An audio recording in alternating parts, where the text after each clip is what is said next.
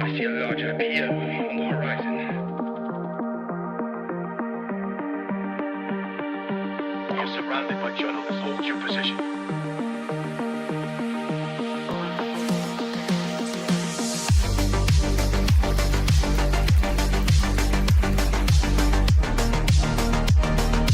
Overnight success.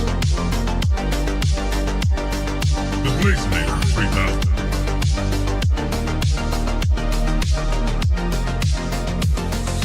Double blade. Right.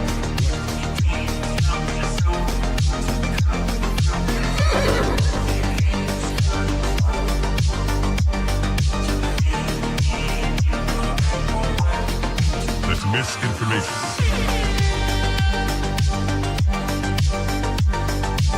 Marking clearing order inbound. That's just wrong. We are surrounded by journalists. Hold your position. Come, get up.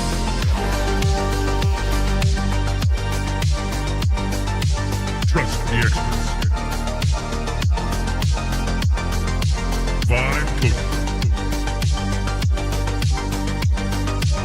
We are experts. Founder mode. Vibe coding.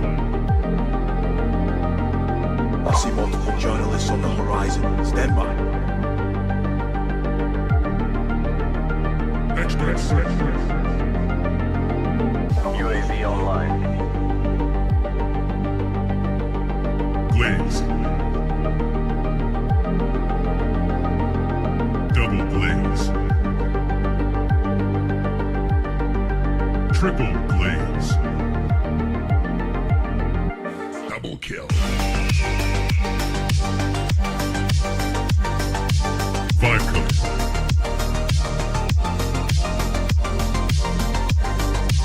Wrong.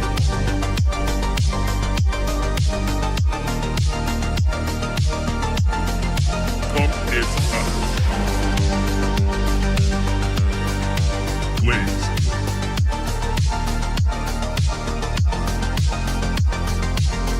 Team deathmatch.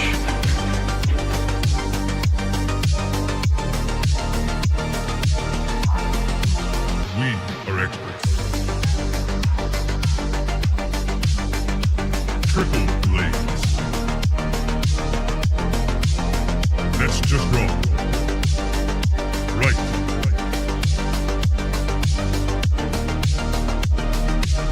Marking clearing order inbound. Come, get up.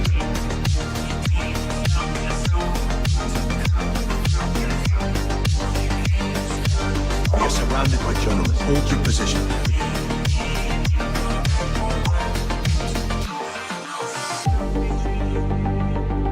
Strike one. Strike two.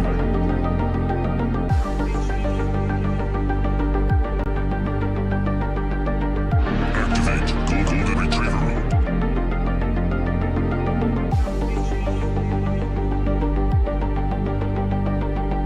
Trust the experts. Marking clearing order inbound. Vibe coded.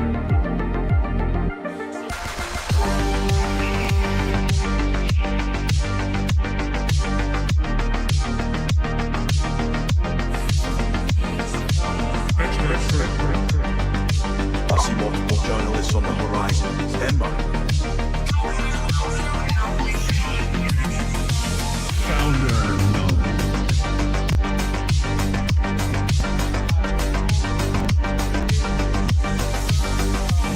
You're watching TBPN. Today is Thursday, March 19th, 2026. We are live from the TBPN Ultradome, the Temple of Technology, the Fortress of Finance, the capital of capital. Let me tell you about ramp.com. Time is money. Save both. Easy to use corporate cards, bill pay, accounting, and a whole lot more. Don't test me with the soundboard. Don't go soundboard for soundboard with me. You know I got That's to. a narrative violation. No. We're having some fun. We're out of control. We got a great show for you today, folks. Carl EschenBACK is EschenBACK at Sequoia. We love to see it. We had the pleasure of chatting with Carl a couple months ago, and I've always been a big fan of his, but we'll let him introduce himself. Let's pull up the Linear lineup. Linear, of course, is the system for modern software development. 70% of enterprise workspaces on Linear are using agents, and you should be too. We also have Mark Cuban coming on the show. The And Cubanator. what a fantastic return to form for us, because the first time we had him on the show, we discussed we can talk about Cuban in a second, but of course we have our Lambda Lightning round. And Alex Conrad from Upstarts Media is joining as well. Anyway, last time we had Mark Cuban on the show, we were debating ads in LLMs. And since then, we've gotten a bunch of data points about ads in LLMs. And I think that some of his takes have probably aged well. Some of our takes have probably aged well. And it'll be an interesting time to reevaluate what's actually happening. There's been a lot more points. I don't know, John. We just have more I said that evidence. ads would be fine, Well, and now the world is ending. yes. Now we have It's not ads and because of the LLMs. ads, though. It's not because of the ads. It is much more complicated than that. But here's a white pill.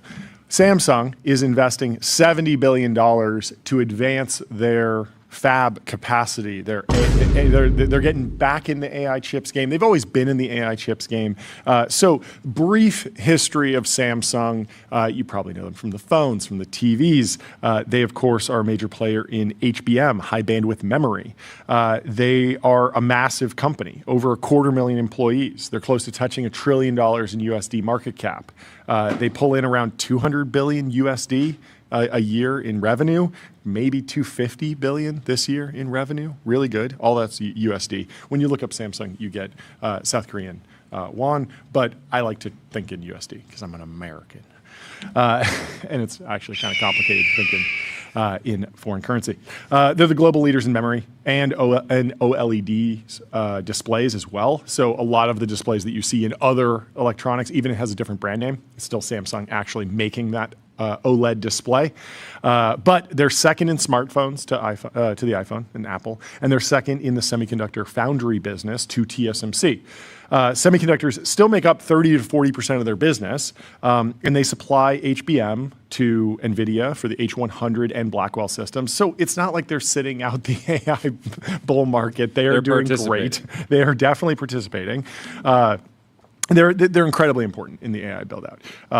But if TSMC is bottlenecked and TSMC is sort of risk off and they're not going to be, guiding to like insane CapEx numbers while every American hyperscaler is, well, that creates an opportunity for Samsung. And so Samsung is stepping up and they're announcing that, hey, we're going to put another 70 billion to work on this particular business. So Tesla has been working with Samsung on the foundry side in AI for a while. So Samsung's never really been on the frontier with a direct competitor to the H100 or the Blackwell chip. That's been more of like AMD's game, and AMD also fabs at TSMC. So there hasn't really been this like neck and neck battle between TSMC and Samsung. But it's like you can do AI inference on a Samsung chip, and we know that because Tesla went to Samsung years ago and said, we need a chip that can take in pictures from the road, decide where the lines are, and decide. They want their chips with the dip. They want their chips with the dip, and That's now all I Samsung know. does too. That's all you know. And so the FSD system, if you have a Tesla, you might be familiar with like HW3, Hardware 3. That has been deployed into millions of cars, and it was fabbed on Samsung's 14 nanometer process, which is a lagging node. We're not in the 3 nanometer, the crazy frontier stuff, but it's working and it's on the road. And according to a US regulatory probe, there were 3.2 million vehicles, Teslas, on the road in America with FSD systems that were basically all running Samsung chips inside. And so now, to be clear, Tesla, just like any foundation model lab company, they have training and then they also have inference. They're a little bit different than many of the labs that you know and love because they do training in a data center using what's called the Dojo chip, and that is fabbed at TSMC. But So they train the system. They take all the data in from every Tesla camera, every road, all the information that they have. Every time that there's a disengagement, that's feedback to the reinforcement learning system. It says, hey, we were in FSD mode, but then someone grabbed the wheel or someone stepped on the brakes. You made a mistake. Understand what happened to get you to that point where you made that mistake. And so that all that data gets collected in a Tesla data center, runs on these Dojo chips. They do the training, and then they deploy the model onto the Samsung chips in the actual cars. So if you're driving a Tesla, you have a Samsung chip in there that was trained, and the model was trained on TSMC chips. The Dojo D1 is one example of their training chip. That was fabbed at TSMC on 7 nanometer, and it's completely separate from the in-car FSD chip. So with the backdrop of NVIDIA's massive GTC news cycle, they've done so much press around GTC and so many different launches. You know that NVIDIA is just going to suck a lot of the air out of the semiconductor discussion this week. Out of the clean room. Out of the clean room, yes, which is recycling all of the air every 3 seconds or something like that. So Samsung dropped this update. It was pretty quiet. We were actually struggling to find it. There was one Wall Street Journal article about it, but it has not SEO'd well. Maybe they need to do some more podcasts or something. But they did, in fact. I mean, Jensen's doing a whole fleet of shows and interviews and all sorts of stuff. Podcaster says companies should podcast harder. Yes. The solution to everything is more podcasting. Talking my book here. Yeah, but I think this is particularly important, especially this morning. I guess the CCP put something out in the last 24 hours, basically saying, "Hey, Taiwan is going to have an energy crisis due to the broader global energy crisis. So we need to reunify and peacefully. So there's an opportunity for peaceful reunification. But peaceful reunification, even if it was completely peaceful, and all the Taiwanese people just say, "Hey, we want to be part of China," and they all vote for it democratically. That's going to be rough for the American chip buying industry if you're a buyer of chips that are fabbed there. And so having another chip on the board, metaphorically, to make physical chips is probably a good thing. I was writing yesterday. I'm very excited about Samsung, very excited about Intel, very excited about all of the new fabs, the GigaFab, the Terafab is the one that Elon's talking about. Launches in 5 days? Oh, wait, did he actually say that? He said 7 days. 7 days? days? Days ago. Okay, so wait, 5 days like the plan launches? He just said Terafab launches in 7 days. Okay. So I don't know what launches mean. And Tyler, what's the lead time for an ASML lithography machine? Yeah, I mean it's at least it's 5, 3, right? 5 years. Yeah, depending. It depends on which tools. So the Terafab will be ready in 5, and the ASML machine will be delivered in 5. ASML, it's alien technology. It's possible. Elon's going up and back to space all the time. Maybe he got some of his own. An extreme ultraviolet lithography machine on the moon, on the backside, on the dark side of the moon. They just had them stacked up there in crates potentially. Samsung's been doing well over the last 5 days. Stock's up 11% during a time when the NASDAQ is down 2.2% and geopolitical tensions continue to rise. The compute bottleneck, we know it's important. We've been discussing this constantly, and it's going to be very constraining over the next few years. So every increase in CapEx in the supply chain is a step in the right direction. And so Samsung gets the first gong hit of the 70s.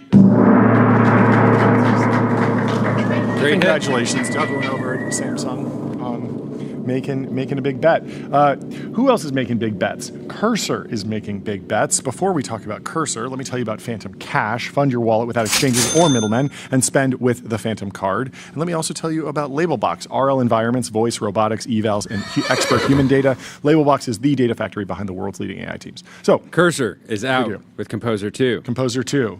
It is frontier level at coding, priced at 50 cents per million input tokens and $2.50 per million output tokens. It's also, they have a fast version. They say we're able to significantly improve the model quality and cost to serve. These quality improvements come from our first continued pre-training run, providing a far stronger base to scale our RL. So it performed quite well on, Cursor Bench. Yes. which is a funny bench, but which is TBPN actually TBPN relevant, performs quite well on TBPN bench too. Yes. It's a little silly to design the bench and then publish the bench your score on your own bench. But I mean, to be fair, like they're putting GPT 5.4 high and medium above them, so it's like.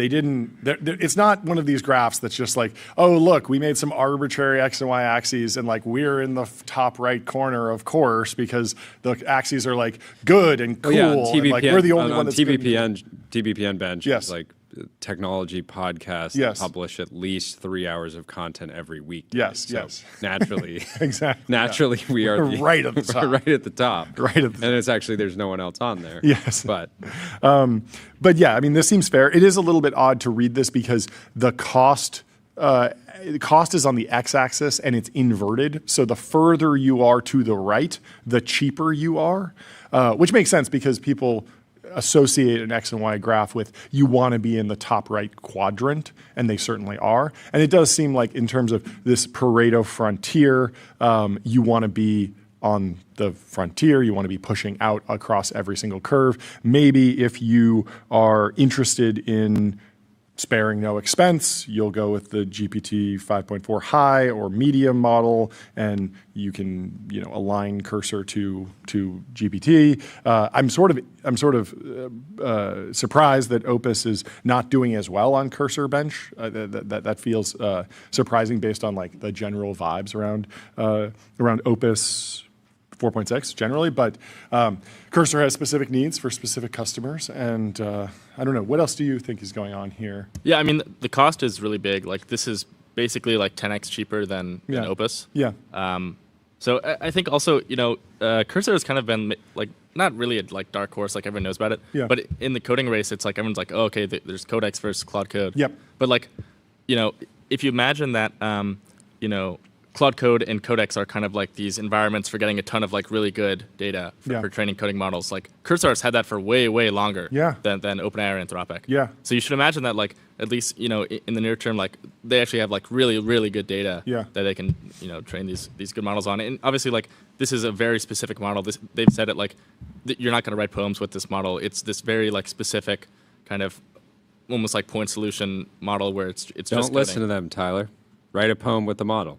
Poem bench. Poem bench. I would be interested to know like how many sacrifices were made, because it's at a certain point. Like I remember talking to an AI researcher, actually a semiconductor entrepreneur, who was saying that like he actually does believe that importing like the Odyssey and like Homeric epics is key to humanoid robots learning to walk. Yeah, well, I think like if you look back at just like the general history of like machine learning AI, like the lesson is that like big general models always beat these small specific models. Yes. But if you kind of zoom in on the time scale, like you can still train, GLM, some open source model on a very specific task like accounting or something, and you can like hill climb and you can actually make it better than the frontier models right now. At that specific thing. Yeah. But the question is like especially at cost. Yeah. Especially at cost. Yeah, very much so. But like on the long term, if you zoom out, what actually wins here, it seems like it's basically always going to be these big, general models. But and I wonder if that's true. I mean, we talk about this a lot, where the big general model outperforms the smaller model, but at the limit, like if you were to think about like a Python if statement, just like flow control that is truly deterministic, like yes, if you piped the same question of like the if statement, like is this number bigger than this number, you pipe that into 5.4, it's going to get it right all the time. It's going to be very expensive compared to an if statement, which takes like no compute whatsoever, right? But the if statement is 100% accurate. Like unless there's some bit flipped from cosmic radiation, like it is deterministic. And so if you're in a world where the small model that you've built, the classifier that you've built, whatever machine learning pipeline or small model you built is actually functionally at 100%, well then there's this upper bound that even like the bigger, smarter model doesn't get you any benefit at all. So you're just purely in cost control mode, I would imagine. But I don't know. That's reasonable. But I think This is not a great example because coding is more coding. We're not at 100% saturation on just coding. Yeah, and just literally one. Yeah, I mean, look at the chart. Like the best performing models are sitting at 65%, 60, 63, 64%. So there's clearly more room to saturate this particular bench. I'm actually super interested to know about what goes into cursor bench at this point because I feel like when I see every benchmark, it's like 100% now. But that's just from the old models. Legendary poster Sent Kalp says all SHITS and giggles on that headline till Anthropic or OpenAI decide to cut off their access to Cursor, referencing the Bloomberg article. Cursor is taking on Anthropic and OpenAI with a new AI coding model. Would that matter? Like at this point, if they have Composer 2, and it's a small model, but it's good at writing code and it performs well on Cursor Bench, and the Cursor users are satisfied with the Composer 2 model, and Cursor does get their access cut off, and when you install Cursor, you roll it out to your organization, you just get Composer 2, and you know what? It's maybe there's taste that would pull you. Yeah, I would towards just say at this point right now, I don't think we have any visibility into how much of Cursor's revenue right now is tied to using OpenAI or Anthropic models. Well, I think in some ways all their cost is, but is all their revenue? It depends on the perception of the user base because the revenue might be, well, I pay for Cursor. I don't really care what they use under the hood. Yeah. There's a lot of people, this was Ben Thompson's argument for a long time, was that for a lot of people, they just show up to ChatGPT and they wouldn't care if the model was powered by Gemini because they're just I just ask it a question and I get an answer. And so if you're a Cursor user, it's possible that you're in the same boat where you don't really mind what happens under the fold. What else is going on here? George says, I'm hearing tons of complaints from Cursor customers that enterprise companies as silent change put almost all models Cursor uses behind max mode. Devs who used to manage to spread out monthly credits over a month see all of it used up in 1 to 2 days. Oh, interesting. Are furious and switching. It does feel like there's a little bit of an economic war here. And this is what came up earlier this month around the labs sort of subsidizing. Yeah. So who's they're not in an easy position, but they're such a talented team. Yeah. Well, who's great at Pareto frontier pushing models? Gemini 3.1 Pro. It's here, and it has a more capable baseline. It's great for super complex tasks like visualizing difficult concepts, synthesizing data into a single view, or bringing creative projects to life. And let me also tell you about Graphite, which is owned by Cursor, correct? Code review for the age of AI. Graphite helps teams on GitHub ship higher quality software faster. Nikita says, we're rolling out summaries for articles now. Just tap the summarize button if you want to know if it's worth your time to read it. Yes. And it's basically Grok. Turn this into a regular tweet. I am excited about the listen button. I've had this, on my commute. Yeah. There's so many moments where I'm like, I wish I could just have somebody read this article. I actually wound up doing this with a number of Will Manitis long-form essays. I would copy them, put them into 11 Reader from 11 Labs, and have it read it to me in sort of a silly voice. A silly voice. It was a good time. Well, I was actually trying to use Grok. But it was actually I was trying to use Grok in the X app. To just take an article, paste it into Grok, and say, "Hey, can you read this to me?" And it said, "Cannot find the post." It couldn't kind of actually get the content. It is sort of crazy reflecting on the fact that there is so much software out there that, we talked about DoorDash. Like, how can you completely reimagine the experience with agents on the platform? And there's so many different things that you can do to sort of re-architect what your product is if you've built a successful software company.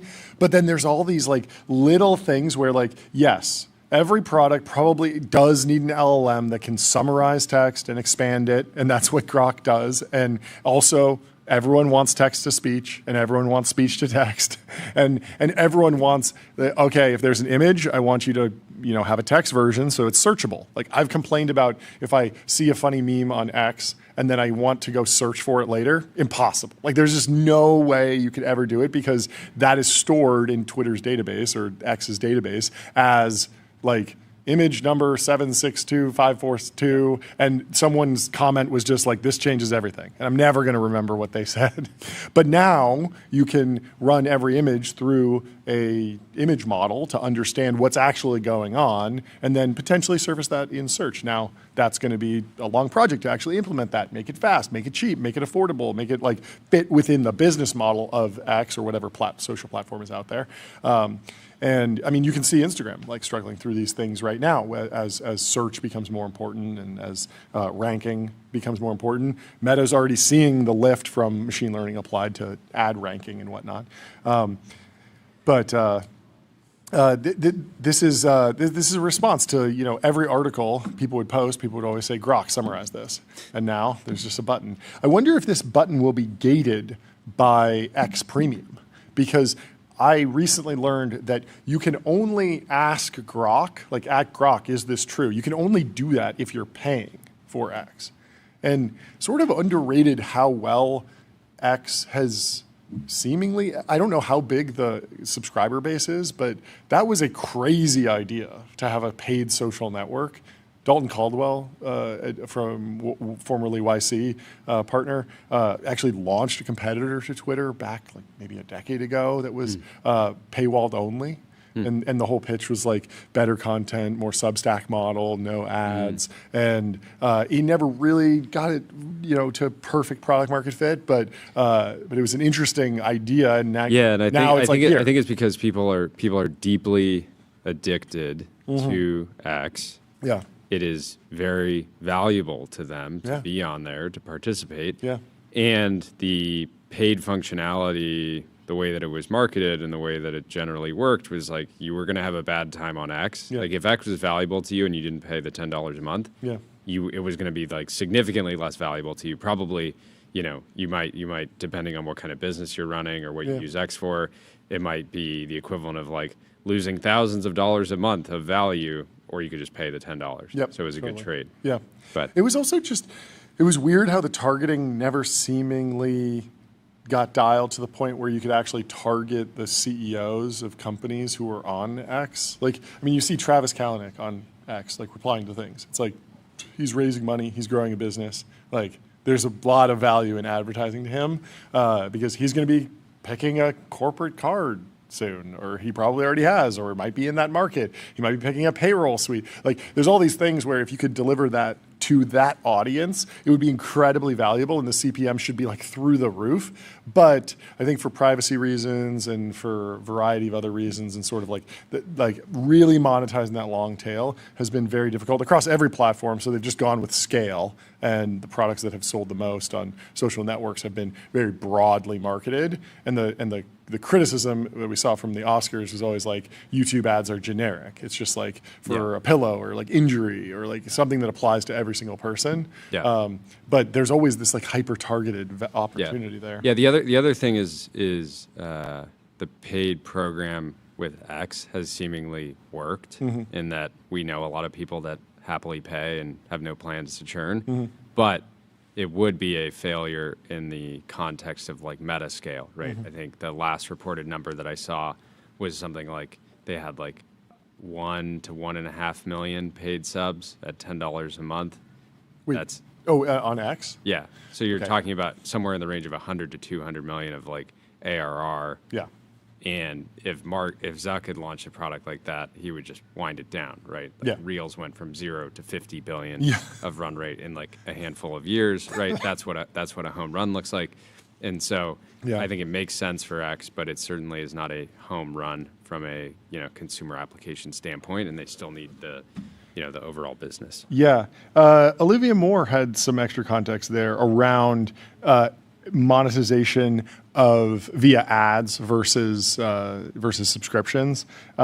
So Neil Patel, who is the founder of NP Digital, a New York Times bestselling author, shared this is how ChatGPT ads He's are like performing. the SEO guy, I think. Okay.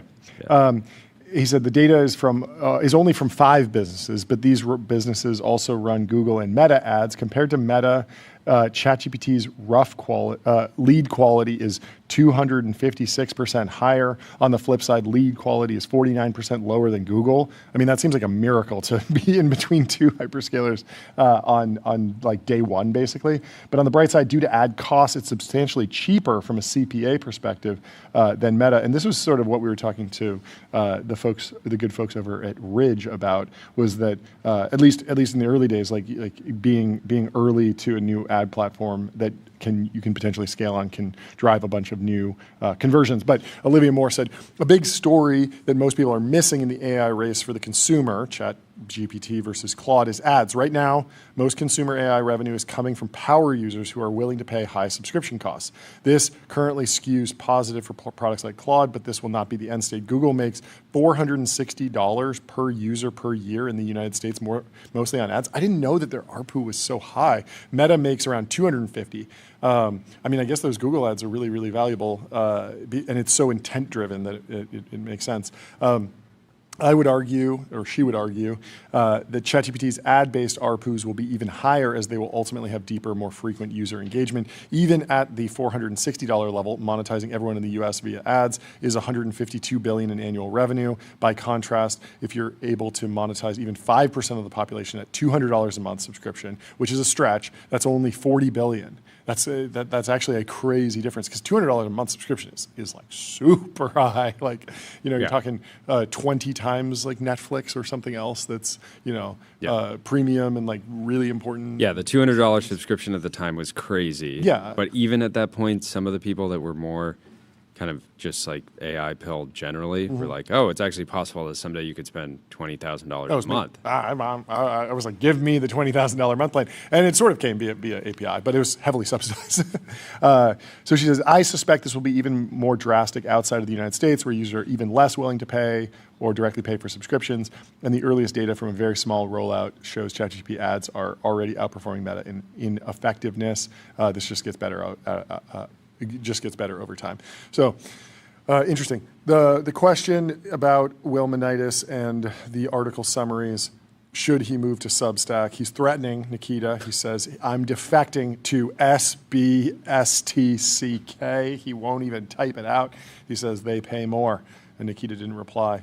I think people would follow Will over there. I think people would read his articles anywhere, potentially. But if you're looking to advertise, why don't you head over to AppLovin. Profitable advertising made easy with Axon.ai. Get access to over 1 billion daily active users and grow your business today. And let me also tell you about Gusto, the unified platform for payroll, benefits, and HR, built to evolve with modern small and medium-sized businesses. So, Carl says, it's time to return to the place where I know I can have the most impact. I'm beyond excited to be rejoining Sequoia as a partner.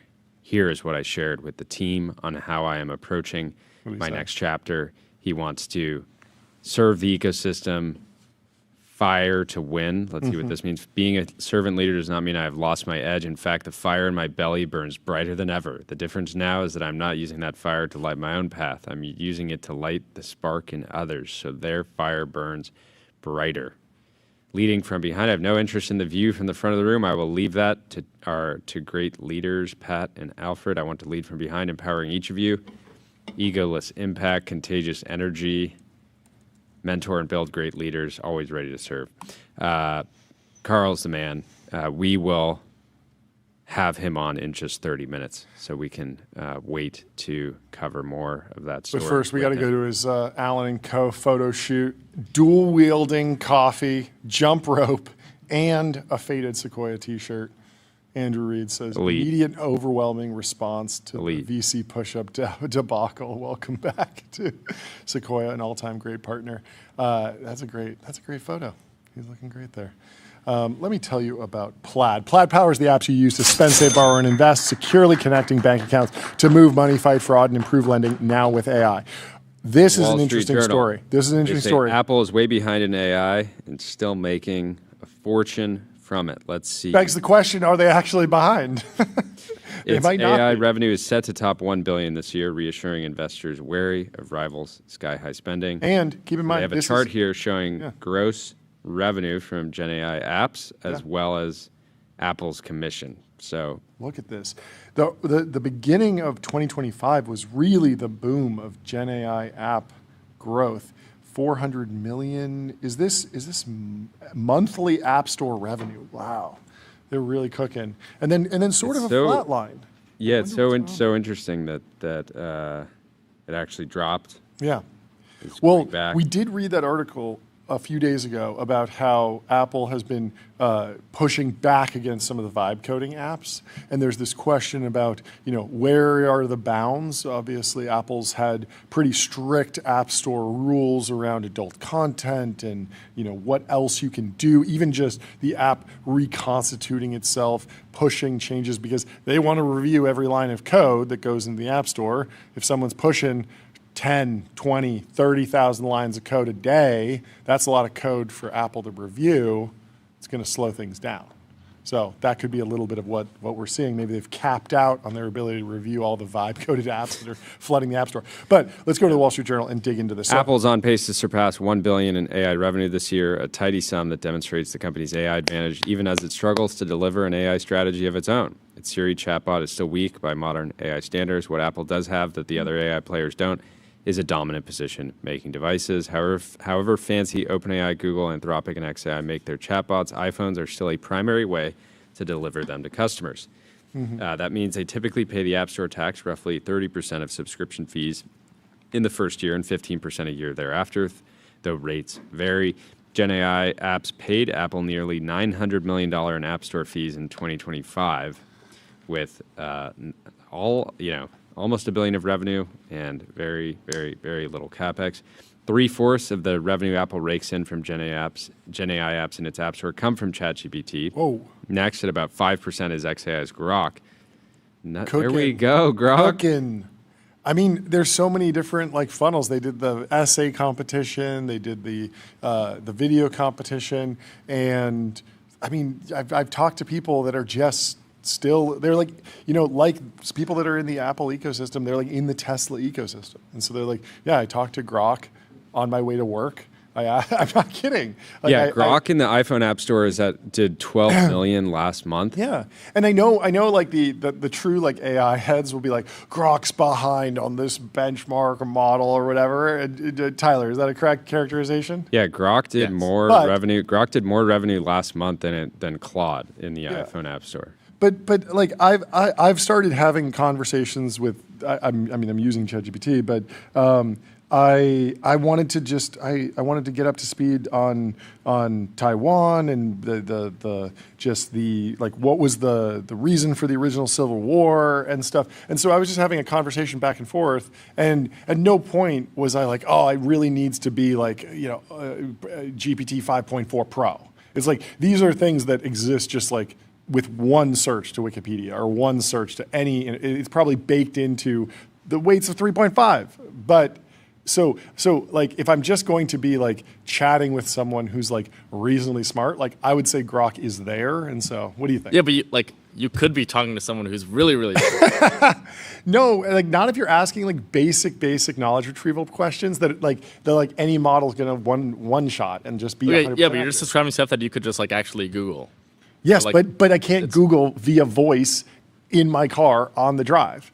And for someone who's driving a Tesla and has a Grok integration right there, they're just sure. This is great. Okay, yeah, that's fair. It's the frontier use case is important. That's where the action's happening. That's what's driving the next order of magnitude of growth. But there are plenty of people who are Google's search overviews are amazing, And they're that's my level, and that's good. And they're yeah, but I don't think those people have actually tried GPT 5.4 Pro. But it's so good. It is good, but it's slow. And truthfully, you can fire off the exact same query to 5.4 Pro and 5.4 fast. And if the query is simple enough, the answer will be exactly the same. Because if I ask 5.4 extended thinking, what is the capital of California? And it thinks for 10 minutes, and it just tells me Sacramento. See? There you go. That's why you need to think. A lot of people... I told you, I run my life on GPT-2. I hallucinate a lot. But people have said I have the mind of GPT-2. It's true. It's true. But so I think for some use cases, a smaller model, something that's a little faster, something that's not, absolutely frontier is fine. So I don't know. What do you think about Grok? Imagine that. Do you think there's something else going on? Imagine that you could get 5.4 Pro Spark, so it's on Cerebrus chips. Yes. Would you hit that every single time? When would you not use it? I would not use it if I was doing like a deep research report necessarily. Because I just want extended reasoning for certain things. No, but I'm saying like you could have that you can use like 5.4 5.4 codex Spark, Pro, which is like super fast, extended reasoning, but it's still super fast because it's on Cerebrus chips, right? So if you had that, yes. you had 5.4 If money is Pro. no object, absolutely. Like I'm happy to pour out the glass of water to get the best and the best intelligence possible. Like I just think that even if you just care about speed, there's still better. I think in my opinion, like right now there are better models than Grok. Okay. So walk me through it. Like 5% of App Store revenue seems really high. What's driving that? Yeah, not everyone is like extremely tapped into like the current model that came out 2 days ago. Exactly. You got to use it. Like, so you agree with me? I think you agree with me about the fact that like good enough intelligence is still like a good business to the tune of 5% of App Store revenue from Gen AI apps. Yeah, but I'm saying that like because you know about the stuff. Yes. Like there's better things that you can use it. I told you I'm talking to ChatGPT. Look, don't shame me. I'm not the one.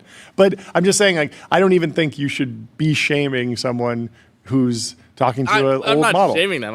I'm saying your model shaming. It could be better. Like you could have a much better experience. Okay. So you want to evangelize the frontier. You want to evangelize the frontier. Yes. But I mean, I'm just wondering like if we need a new Turing test. So we need to have random people come in and they get to talk to 5.4 or 4.0 or something. And can they tell the difference? And which one do they prefer? They might prefer 4.0. They might prefer 4.0. This is the new New York Times writing test. We should put one of these out and can you actually tell the difference? This is interesting because I feel like a lot of people say they can, but they probably, unless they're really, really grinding and they're trying to do something that requires like a really long reasoning chain, it's totally possible that they're just like, yeah, like it gave me the right answer. Like it looks good. That's a narrative violation. Anyway, let's continue. Apple's revenue from generative AI apps rose from about 35 million in January to a high of 100 million in August. Do nothing, win. Do nothing, win. Create an app store over a decade ago and just keep reaping the rewards. They sowed and now they're reaping. Sales have fallen from their peak, partly because ChatGPT downloads have declined, according to the data.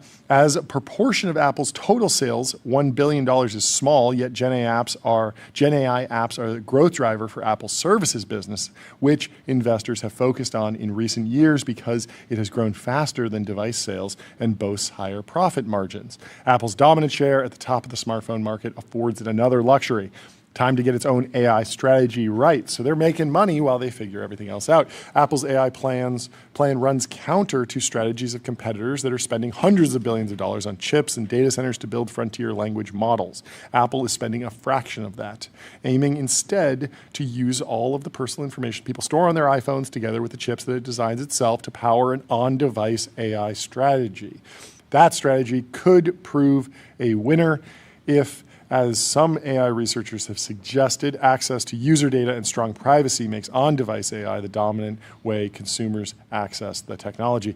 Apple investors want to see progress from Apple's own AI strategies, said Charles Reinhart, Chief Investment Officer of Johnson Asset Management, an Apple shareholder. Quote, if they can act as a toll road for providers of AI, then they'll probably end up looking good long-term for not having the big CapEx overhang.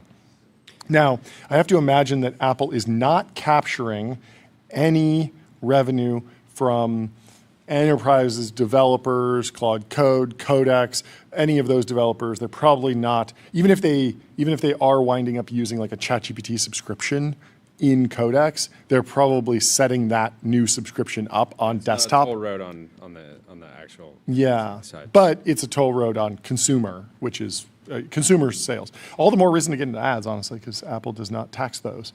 Yeah, Apple's, and AI is exciting for Apple because they need a new product that they can just randomly bill you like $2.99. Yeah. Anytime they need some what are you talking additional about? cash. $2.99? Like don't you get just random bills from Apple like here and there? $2.99? Like $2.99? Yeah, like I feel like every time I check my email, it's like Apple has charged you like some random amount for some subscription. No, I do get emails from Apple, but it's always like 2 days after I bought or rented a movie on Apple TV, and it just says like you rented this movie, and I'm like, yeah, I know. I click the button. It's fine. You don't need to email me. Anyway. In other news, okay. Rolls-Royce has scrapped plans to go all electric by 2030 as quote drivers prefer V12 engines. Would you look at that? I mean, and this is just a total shock. Total shock. Yeah? Total shock. Yeah. Drivers totally had to experience, being forced, EVs forced upon them for the last few years to know that they preferred combustion engines after all. Well, of course, I'm kidding. I think a lot of people were just, sort of saying this over and over and over. Manufacturers we're not listening. Everyone said, Elon has been saying the Roadster reveal will blow your mind. If it has a V12, people are going to be going crazy.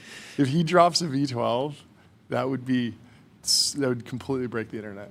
Yeah. It would be incredible. Anyway, let me tell you about Public.com. Investing for those that take it seriously. Stocks, options, bonds, crypto, treasuries, and more with great customer service. And let me also tell you about MongoDB. What's the only thing faster than the AI market? Your business on MongoDB. Don't just build AI. Own the data platform that powers Let's talk about it. this Tesla that you were following yesterday. Oh, yes. Did you drop this in the chat already? I sent it to you. Oh, no, we shouldn't share the actual picture. But I saw a Tesla that was a very funny mix of, it had the anti-Elon club on it, but also an 1199 license plate, and it was a plaid, and it just like mixed every possible political ideology together. And it had a vanity plate that was very like sci-fi. Sci-fi. So it was mixing like I do want to go to Mars, but not with Elon. Yep. The license plate basically said "Beam me up." Beam me up. So they want to go to Mars, but not with Elon. They support. They have an incredible amount of disposable income based law on the trim enforcement. level. They enjoy high trim levels, but they do not agree with Elon's actions. Well, maybe they work for a rival AI lab or something, and so they're extremely sci-fi pill, but they just don't like. They just feel like they're competing with XAI. California has now spent over $100 million on a new bridge to nowhere. Mm-hmm. It is a wildlife bridge, which I've driven by hundreds of times. Okay. I've been seeing it. I've been experiencing the traffic that it causes. I'm not against the concept of a wildlife bridge. In fact, I think it's fantastic. It does feel like, but it is in a concrete jungle, this is beautiful. Totally. This has a lot of opportunity to actually improve the visual aesthetics of this particular part of the state. Caleb Hammer says, "Bro, this state cannot be real." Isn't Caleb Hammer? It's very real. Isn't Caleb Hammer? He's like a finance. Yeah, he's got like the number one. He's like the one person you'd come to be like, should I spend $100 million in a bridge? Yeah. And he'd say like, and no. it's actually quite a bit more than 100 at this point. And the funny thing is, like, it's just kind of a bridge, but it doesn't. It's lacking the entrances to the bridge. I feel like if they had built just even just a little bit of wood to like smooth it out, so that it looks like there's at least going to be start of a ramp to get on the bridge. Like the bridge looks solid. The actual center part looks solid. It doesn't feel that hard to finish this bridge. I'm optimistic that this gets done in the next 100 years, like tops. Apparently, Colorado built a wildlife bridge for a low cost of $15 million. Oh, that's not bad. Like functionally, something very, very similar.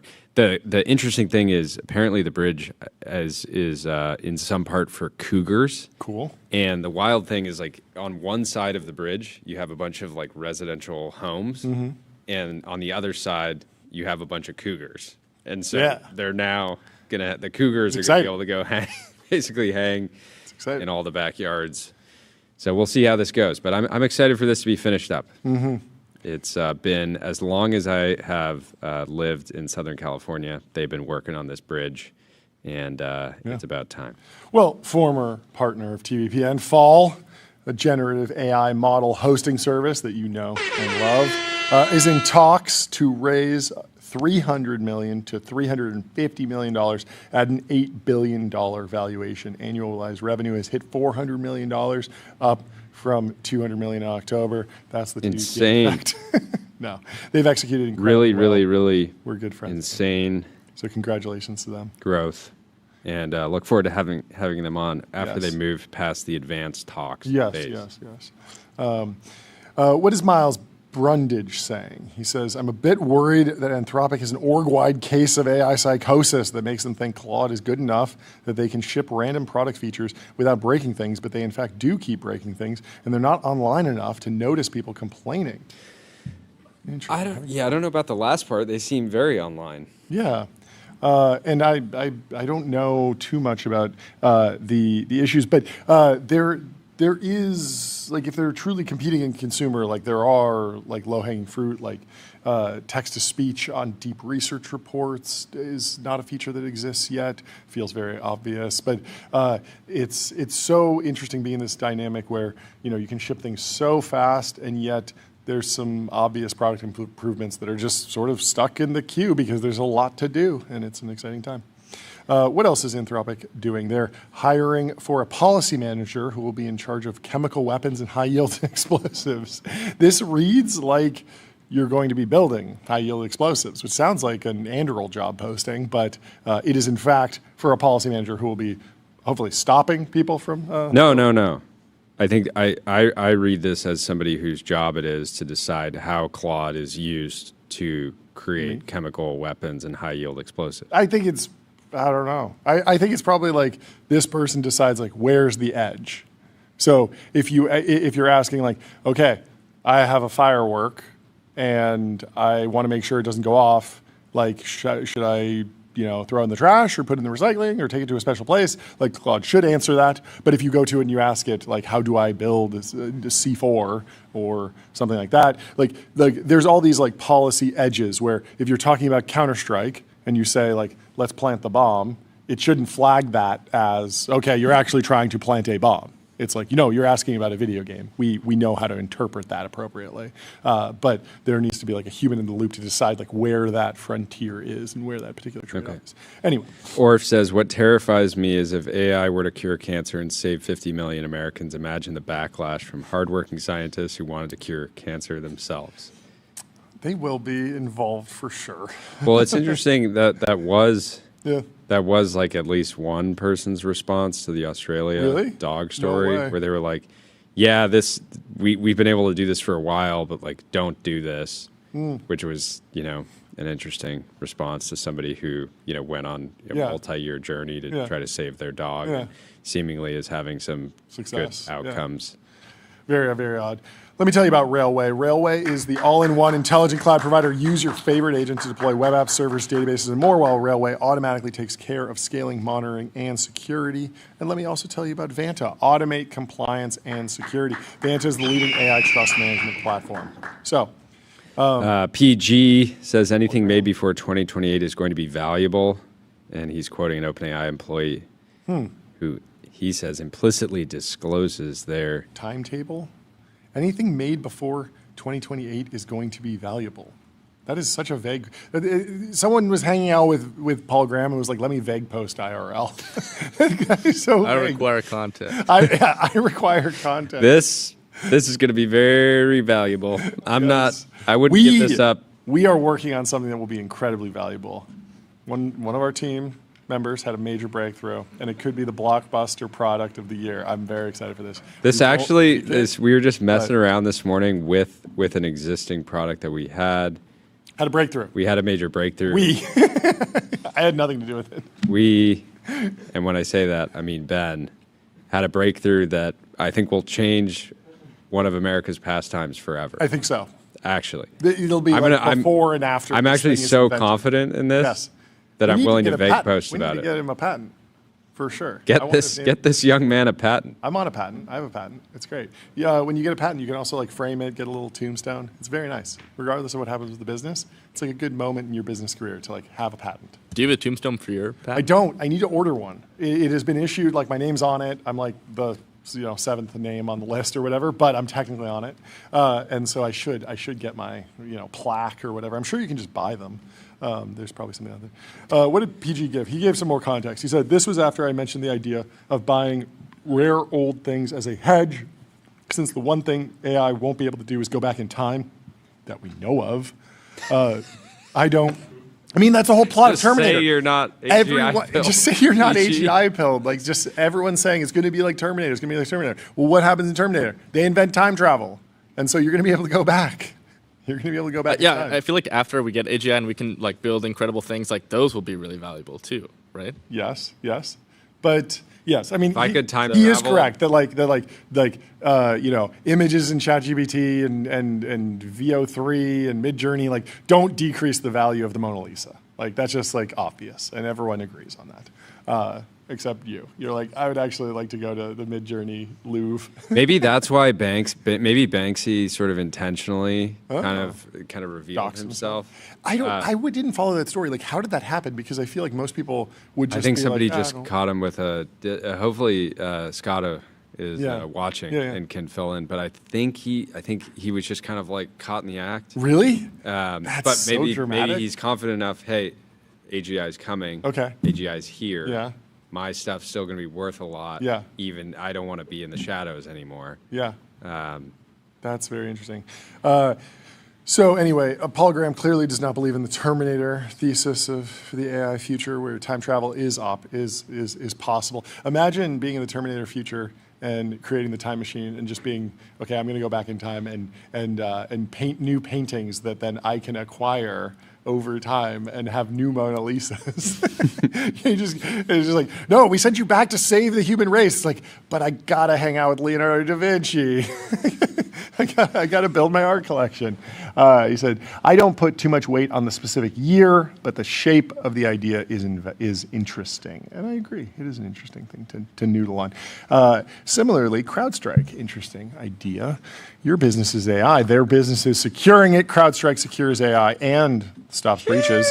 Let me tell you about TurboPuffer as well. Serverless vector and full text search built from first principles and object storage, fast, 10x cheaper, and extremely scalable. Martin Shkreli. What does he say? He was coming on Monday with a great debate. The great peptide debate says good music is the last mile of AI. Mm-hmm. And Lil Wayne has some thoughts on AI music. Let's play this clip. Let's play this 2-minute clip from Lil Wayne on a podcast. Let's see. Here we go. How do you handle AI in this business now? Challenge. The challenge. Bro, it's wild. I love it. AI is a better thing. I love that AI is what it is. Yeah. Because, man, I love to be able to stand right next to whoever AI is, he, she, they, whatever, or whatever AI is, stand right next to them, and I'm still better. Ain't that something? Gonna keep telling me what you do again? Yeah. Gonna run your list. I do this, I do that. Yeah. So I love it. I love the challenge of it. The first time I seen it, somebody my friends was a little worried. They was like, man, bro, they got this AI stuff where you can just ask it to give you a verse like Lil Wayne. And so I did it. I said, hey, let me have a verse like Lil Wayne. And she gave me her best shot. Yeah. I did it on a couple of devices. That, not only a phone, a computer, even for a commercial, I was shooting for the Alexa thing. I want to hear, and I have a thing called Proto at home. They got its own little robot thing. Asked her to give me one, and they all, you suck. So that's how we're going to be okay. I fuck with that. Yeah. Like, is who was another, it? Beanie Siegel? I think he had to start using it because he was losing his voice a little bit. Yeah, another rapper to Mog. Basically, that's his take. That's so funny. That's great. Well, how are designers feeling about AI these days? Samir says, bro, it's so over for designers. Google Stitch is insane. Google launched a new generative AI design tool where you can sketch something out on a piece of paper, turns it right into an image. And there was a lot of back and forth over, how how this debate's playing out between Google and Figma. Hadley Harris says 12 years later, the VC who passed on Figma's seed because Google could kill them is finally feeling seen. Lots of amazing work done, of course, in the interim. Very, very silly. Will be interesting to see how Google pipes this into the other tools. I was on Google. Apparently this is engagement bait. Yes. Other people are testing similar prompts and getting much, much, much worse results. Yeah, I don't know. I was on ai.google.com, or just ai.google, not even ai.google.com, looking at all the different Gemini features, and it feels like the next challenge is just integrating all these different things. They have like so many great models: Nano Banana, Veo 3, Notebook LM, Gemini, Flow. AI mode. There's so many, and actually piping a workflow from one to another is certainly going to be like the next question. And does this all live in the Google search box? Is it in Google Apps or something? Either way, they're certainly investing in AI across the organization. And Ryan Peterson says whoever named Gemini at Google really named it. In the mythology, the immortal twin gives up his immortality to save the life of his mortal twin. It's just like Google giving up 100% of its free cash flow to make sure DeepMind survives. That is not actually the reason for the name Gemini, to you know the name for why they picked Gemini? Because they had two internal teams that they brought together. Yeah, the twins. It's a good name. And it's really, they were suffering from a bit of a naming crisis for a while with Bard and Palm, and they were definitely shipping a little bit of like, not necessarily shipping the org chart, but shipping some of the internal naming schemes that were like abbreviations. Even like Nano Banana Pro, like the image models used to just be like Gemini 3.1 image. Yeah. Or whatever. They didn't get 3.1, but. There we go. There we go. Like Nano Banana was famously just like the internal name that they used, right? Yeah, and sometimes these internal names can really fly in consumer context.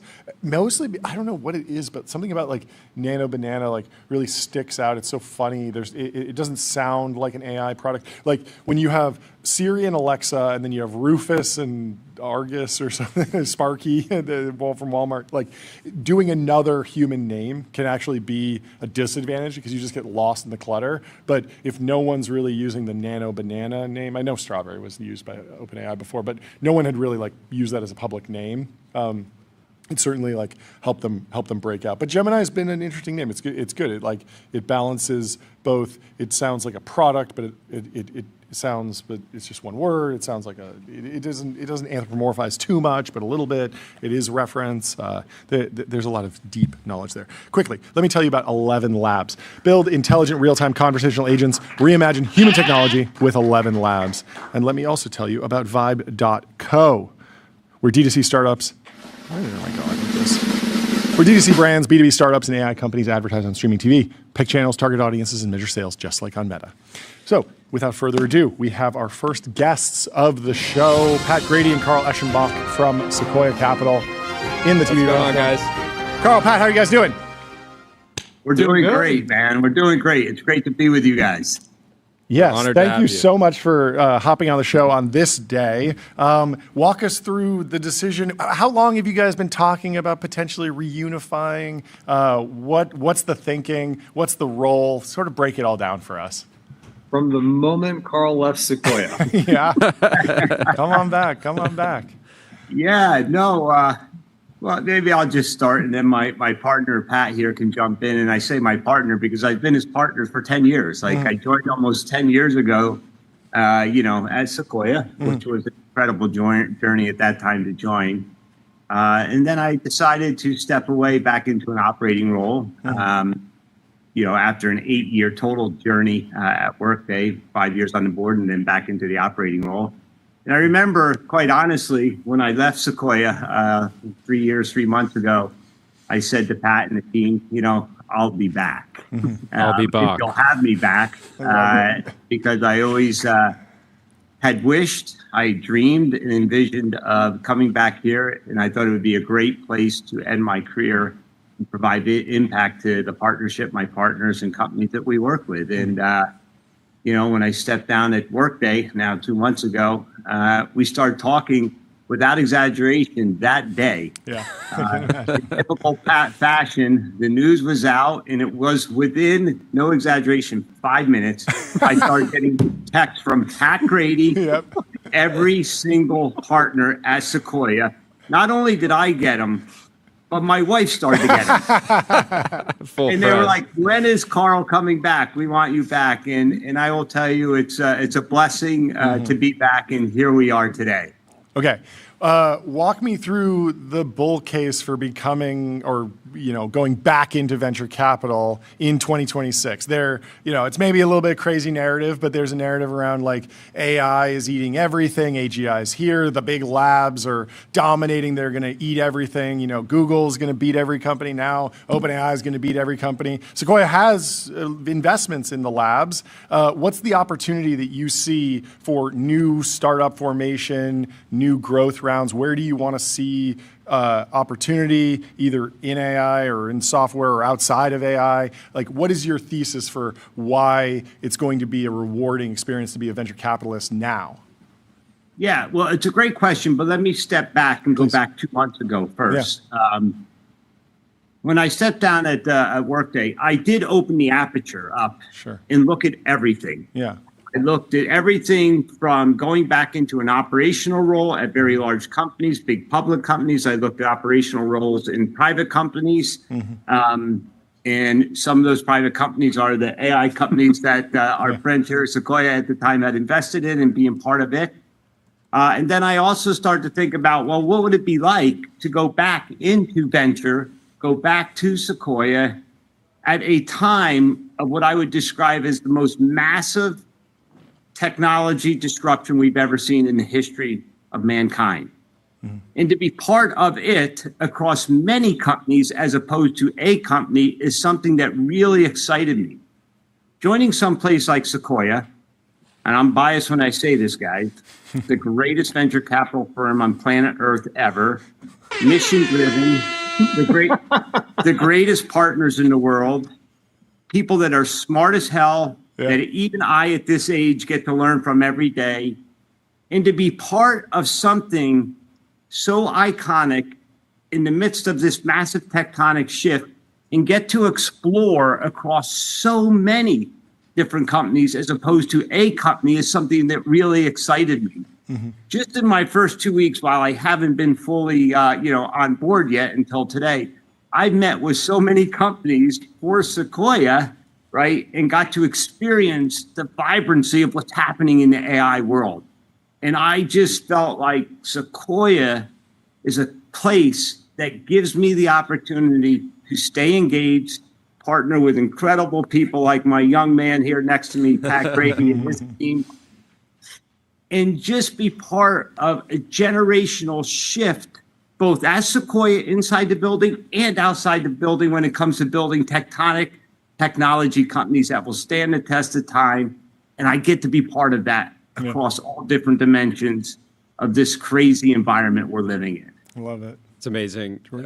So you talk about this massive technology shift, which we can all agree on is part of your thesis of coming back, and judging from the letter that you sent to the team, it felt like to me like some element of your approach is like, hey, a lot of stuff is changing in terms of technology and markets, but a lot of what you're trying to bring is kind of wisdom around maybe what isn't changing, which is human nature and leadership and how to work with people and how to get the most out of your teammates.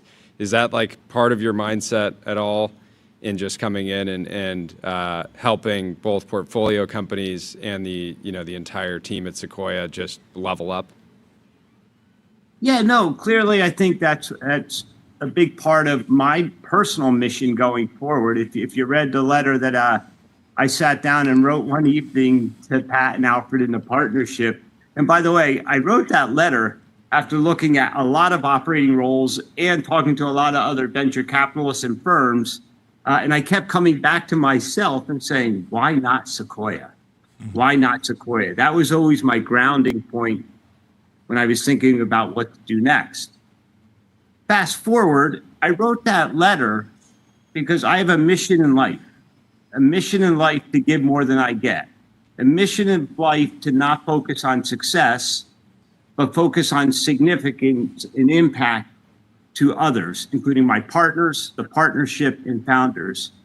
And now being in the industry for 38 years and having been here for 6 and spent 32 years in operating roles, I felt like I was uniquely positioned to bring wisdom, to bring advice, to bring coaching, to bring mentorship to younger founders, right, to help them achieve their personal and professional goals. And the Sequoia platform and my incredible partners like Pat and Alfred and Andrew and the rest of the team here give me that opportunity to bring what I'm most interested in, that is serving others, to the table at a time that, while yes, technology is moving at a pace and rate that we've never experienced, there's also a need to help people understand how to build, scale, grow, lead, inspire, motivate others. And that's something I'm super passionate about. And my incredible partners here at Sequoia said, hey, this is a place for you to do all of that, both inside and outside the building. And that's why I'm here. And I couldn't be more excited about it, guys. Nowadays, it feels like, and also in the data, companies are growing faster than ever. And you get, what would have been maybe 10 years ago, like 5 years of company building compressed down into 2 years. When you're kind of mentoring CEOs or leadership teams, in the portfolio, what advice are you giving them around that new dynamic, which is that, hey, you might raise 3 rounds in a year, you might be adding headcount at a much higher rate than you had to, and meanwhile, again, the technology is shifting at this insane exponential rate as well. Yeah, so it's a great question, and I'd have Pat chime in because they're seeing this, obviously every single day. Companies are raising a round, and 1, 2, 3 weeks later, they're raising another round, and then they're trying to figure out what the hell to do with that capital. But let me go back and just share with you one of the principles that I've always focused on when it comes to business strategies. And I always have talked about speed as being one of the best business strategies ever. This is long before the current environment we're in. And I say that because I use, if you will, a sports analogy. If Pat is faster than me, is operating or executing faster than me, or running plays faster than me, it's hard to defend. Speed is a business strategy. And right now, we're in the midst of everything happening very, very quickly. So speed becomes more important. But you can't be sloppy. You can't do things in a wasteful way.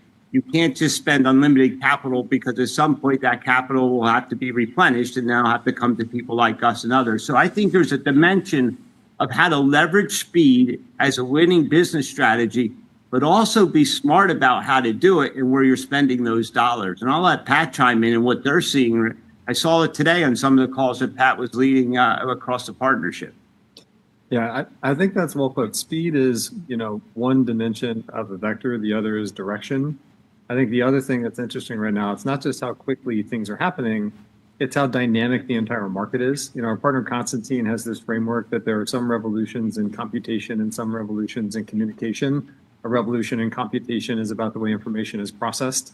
A revolution in communication is about the way information is distributed. Cloud, mobile, internet. All of those are revolutions in communication. It's about the distribution of technology or of information. This is a revolution in computation. It's about the processing of information. The result of that is that the raw ingredients that you have available to build your product change every day, or at least every week, possibly every month, but they're changing fast, right? And so you can be running like heck in a particular direction. If it turns out that that technology floor shifts underfoot, all of a sudden you got to change direction. And so I think one of the big sort of things we have learned from the founders who are doing it best, the Daniel Nadlers and Winston Weinbergs of the world, is that talent density matters so much. It's not about being bigger, it's about being better. It's about having the densest possible talent pool so that when the world shifts, you're not caught flat-footed, you go in the right direction. Makes sense. it feels like an amazing time to join Sequoia. The technology industry is bigger than ever. Venture capital is bigger than ever. We're in an AI boom. But I'm wondering if you could turn back the clock for me and tell me what the vibe was like when you joined VMware, because it feels like a very different time. And what was that like? You know, yeah, 2002, right? Yeah. Wow, you're taking me way back. Yeah, I joined VMware in 2002. Yeah. And when I joined, I think there was a couple hundred people, with probably 95% of them being engineers. I think it was a deeply technical company by great founders out of Stanford, and Diane, the founding CEO, great people. And I remember joining, this young little company, basically no revenue, and saying, hey, we're going to go change the world. Like every startup says, we're going to change the world. And I remember Diane Green saying to me, we're going to virtualize these little x86 computers, and the entire world's going to run on top of them. And I remember talking to Diane at the time, and I said, Diane, you mean like mainframe partitioning, LPARs? That's where we do. And they said, no, we're going to do it on these little pizza boxes. And I'm like, well, who the hell's going to do that, right? And then I went home and I thought about it. Yeah. And then I had to go, quite honestly, to my wife and say, all right, I just left working for a Bay Area company, living in Pennsylvania, commuting. I committed I wouldn't do that again. And I thought about this more, and I said to myself, wow, if Diane and this incredible technical team can do what they say they're going to do and turn that slideware into software that virtualizes these servers and allows you to run multiple applications and operating systems simultaneously, I said to myself, if they can do that, the next thing I said is, I can figure out a distribution strategy and I can sell that shit silly. Yeah. And the journey began there. The first year or two, no one was buying it. It's like all startups who go through that phase, like, wow, you want me to take all of these 10, 20 servers, physical servers, separated by physical computers, and put them on one. And if that server goes down, then everything goes down. And I'm like, yeah, that's what you should do. Yeah. It didn't go real well at the beginning. But then we hit an inflection. And then once we hit an inflection with this technology at the time that they brought to market, was called vMotion, which would actually allow you to take a live running virtual machine and move it across physical servers without the application ever going down. So now you had some redundancy and backup. And when we started to show people that, first they're like, wait, this isn't really working. So we had to unplug cables to show things were actually working. And then it inflected. And quite frankly, one of the greatest, professional journeys of my life, being there 14 years, a couple hundred people to 20,000. Yeah. And I was so blessed to be there because I got to do so many different roles in the company. I was never CEO. I was always that, I guess, number 2 guy at the time across 3 great CEOs between Diane, Paul Maritz, and Pat Gelsinger. And got to be a CFO for a while of a public company, got to help run product when our CTOs left. It was just an incredible journey. It gave me a view into a startup, and it gave me a view of how to scale companies. And it really helped me get a deep understanding of how to build global operations and build them at scale at the enterprise level. Yeah. And what made you push through that 1 to 2 years where you felt kind of silly even selling the product, just given that there wasn't, it didn't feel like you weren't feeling that pull from the market. Eventually you got the breakthrough with vMotion, but what was the signal that made you keep just running down opportunities? It's a great question. Very simply, the engineering talent at the time, and if you look at now, the industry is proliferated with incredible talent from VMware. It's everywhere, from CEOs to head of sales to head of engineering. It's everywhere. What gave me the conviction and belief to keep pushing through is whatever that engineering team said the product would do, it would do. And I kept saying, I remember at the time telling people, right, we moved from forecasting numbers or revenue or bookings to forecasting. Literally, our forecast calls was how many proof of concepts have we started? Because if someone tested it, it worked. It literally worked, and we were having. So the market was like, "We don't believe you," and you just had to actually convince them to let you show them. Yeah, well said. I had passion, I believe, I had conviction, and I witnessed the technology working as advertised. A lot of times it doesn't in startups, and it takes a while to get there. And I knew it was not if, I knew it was when the market would tip and come our way. And then when it tipped and inflected, it took off very quickly. And then we started to see all this competitive pressure come in with open source technologies like KVM, OpenStack, Hyper-V by Microsoft. But we just stayed focused. We stayed convicted about the technology, and we proved it time and time again to anyone who tested. It was an incredible journey, and I'm so grateful for that 14, 15 years. Amazing. Yes, it's such a wild ride. I mean, you've at various points been working at organizations with 100 people up to 20,000. Do you feel like you have a good calibration on when you're talking to a founder or an executive, just asking yourself the question, can you see this person thriving in an organization that's 3 orders of magnitude bigger? I don't even know if that's a relevant question anymore for a venture capitalist to be asking, but I'm curious if you feel like there is a set of patterns that you've discovered or a set of skills that are on display from younger, more up-and-coming executives and founders that sets them up for success at massive scale. Yeah, I think I can identify patterns, and I have enough experience for the 6 years that I was here with Pat and the team and learning from them about what to look for in a founder and whether or not they can scale. Yeah. One of the things I absolutely look for is self-awareness in founders. And are they honest about what they're good at? Because a lot of these founders, quite frankly, are just incredibly intelligent human beings. And sometimes they think they can do everything when in fact they can do everything but not great, and they have something they're really good at.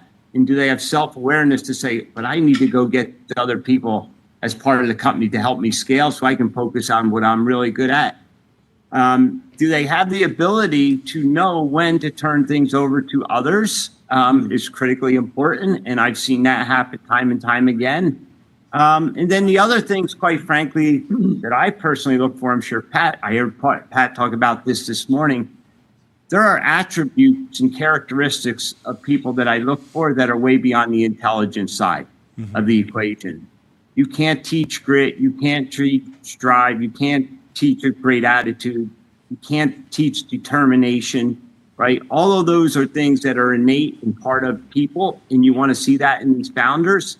And when you find someone who has that passion, drive, desire, relentless ability to fight through challenges, issues, and opportunities, and then they have the intellectual horsepower on the other side. When that comes together, that's a beautiful thing. That actually reminds me, the first time I don't know if Carl remembers this, the first time I met Carl was 2010. And it was Doug Leone, Fred Luddy, who's the founder of ServiceNow, and I went to visit Carl to get some advice on scaling ServiceNow.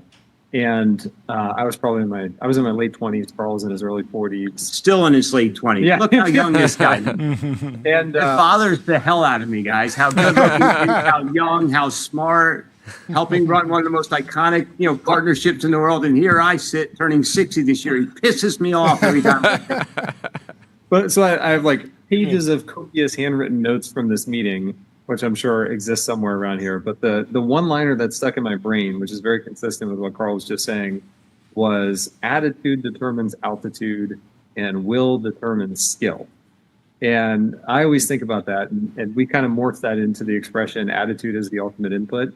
And I think when you see these founders, I'd also kind of use the Ray Dalio line, pain plus reflection equals progress.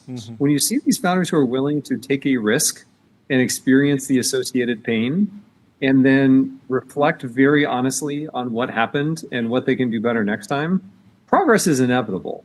And so I'd almost say there's this, and like you have to have the right attitude to put yourself in that position.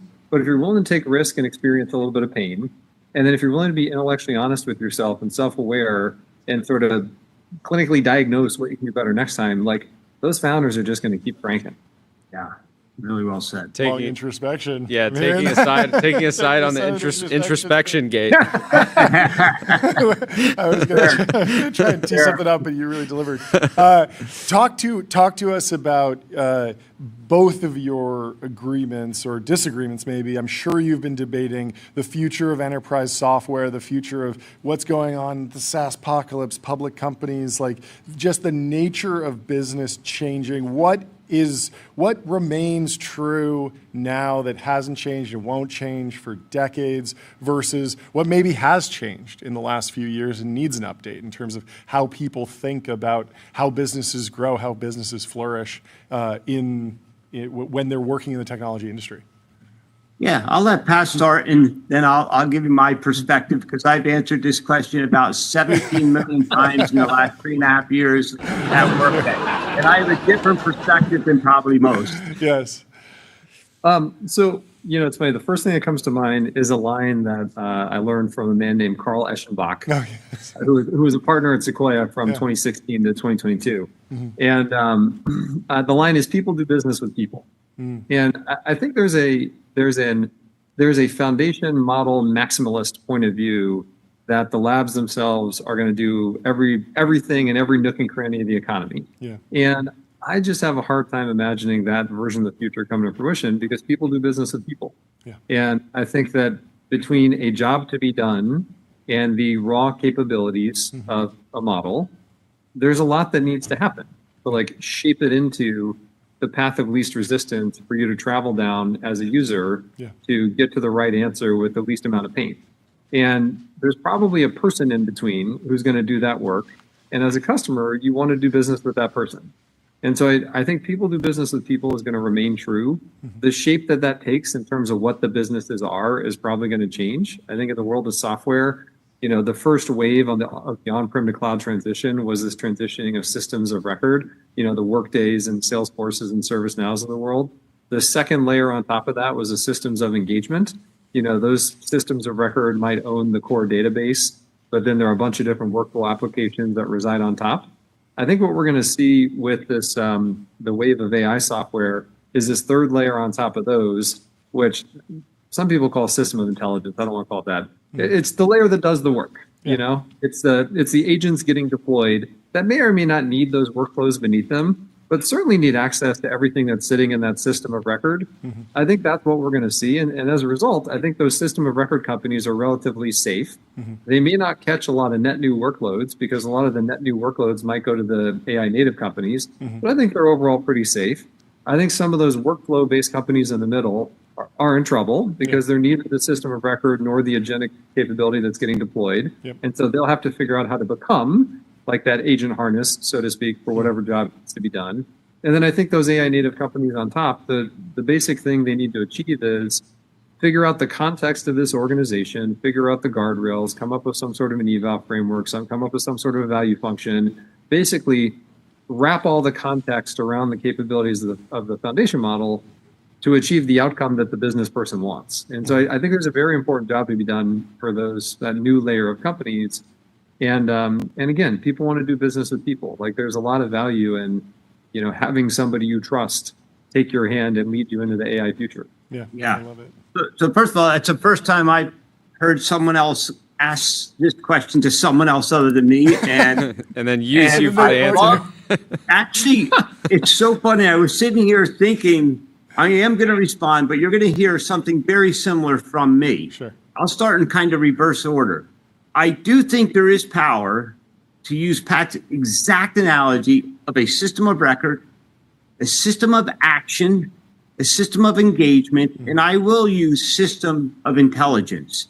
Because I think if you have the bottom three and you can layer on an agentic or agent strategy, and you back that up with the data, the context of the data, and you own the business process workflow, you're in a unique position to have a great enterprise AI software company that stands the test of time.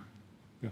I don't think we're in a world where does AI win or do the incumbent SaaS companies win. I think we're in a world of and. Mm-hmm. And I think some people are the beneficiaries of AI, like a Workday, like a Salesforce.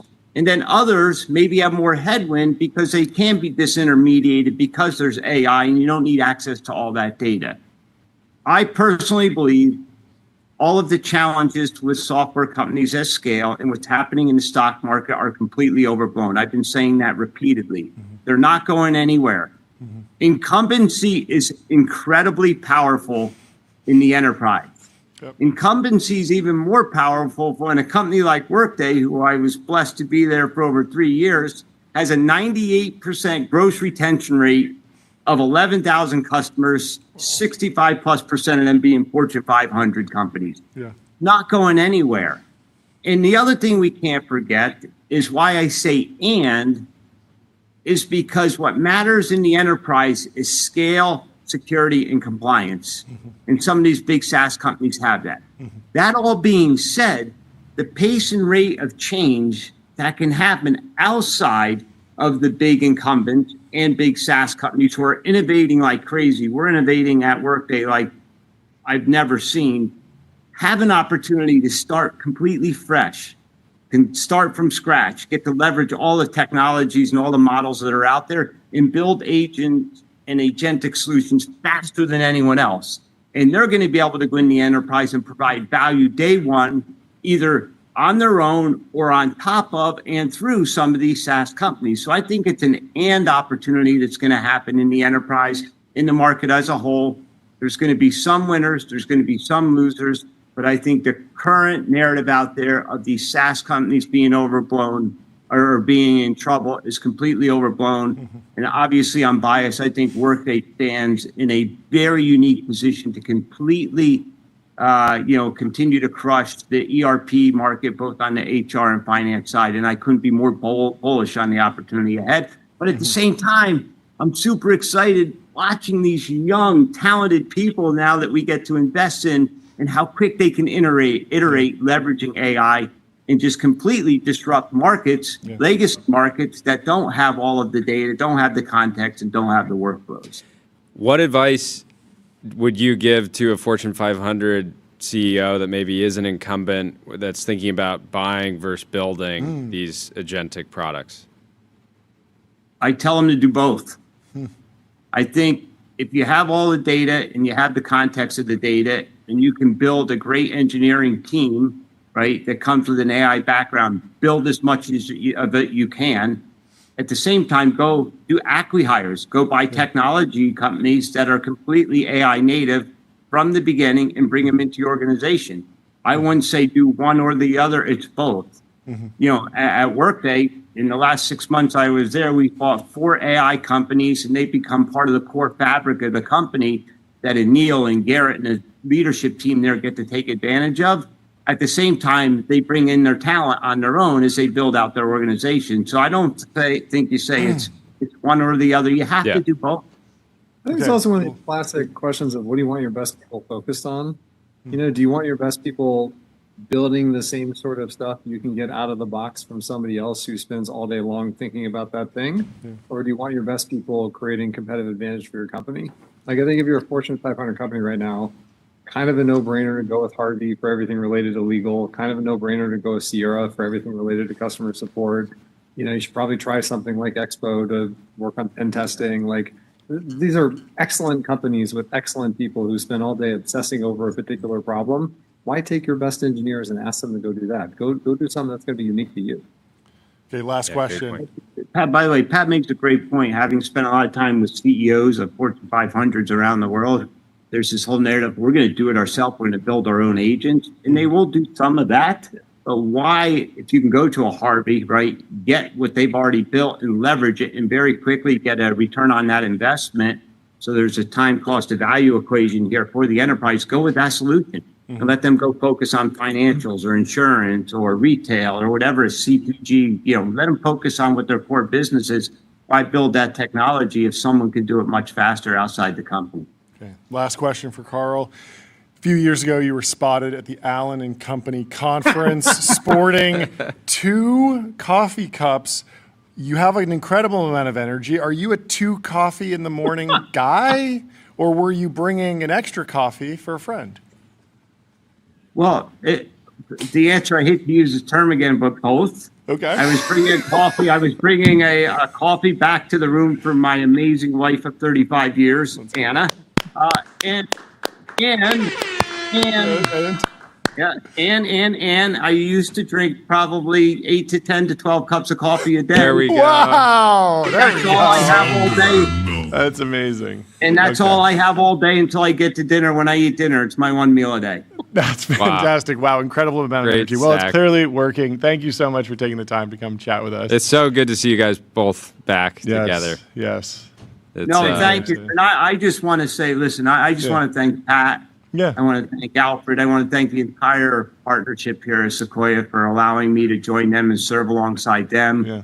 Our partners, our customers, our companies we're investing in, our founders. It's a true honor to be back. I'm super excited about the journey ahead.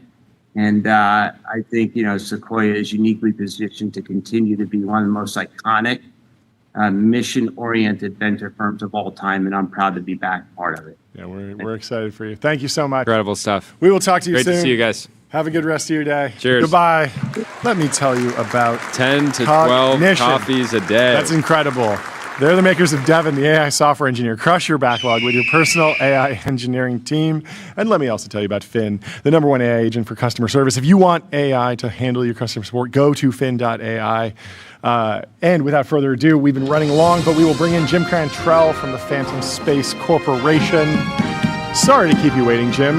Thank you so much for taking the time to join the show. How are you doing?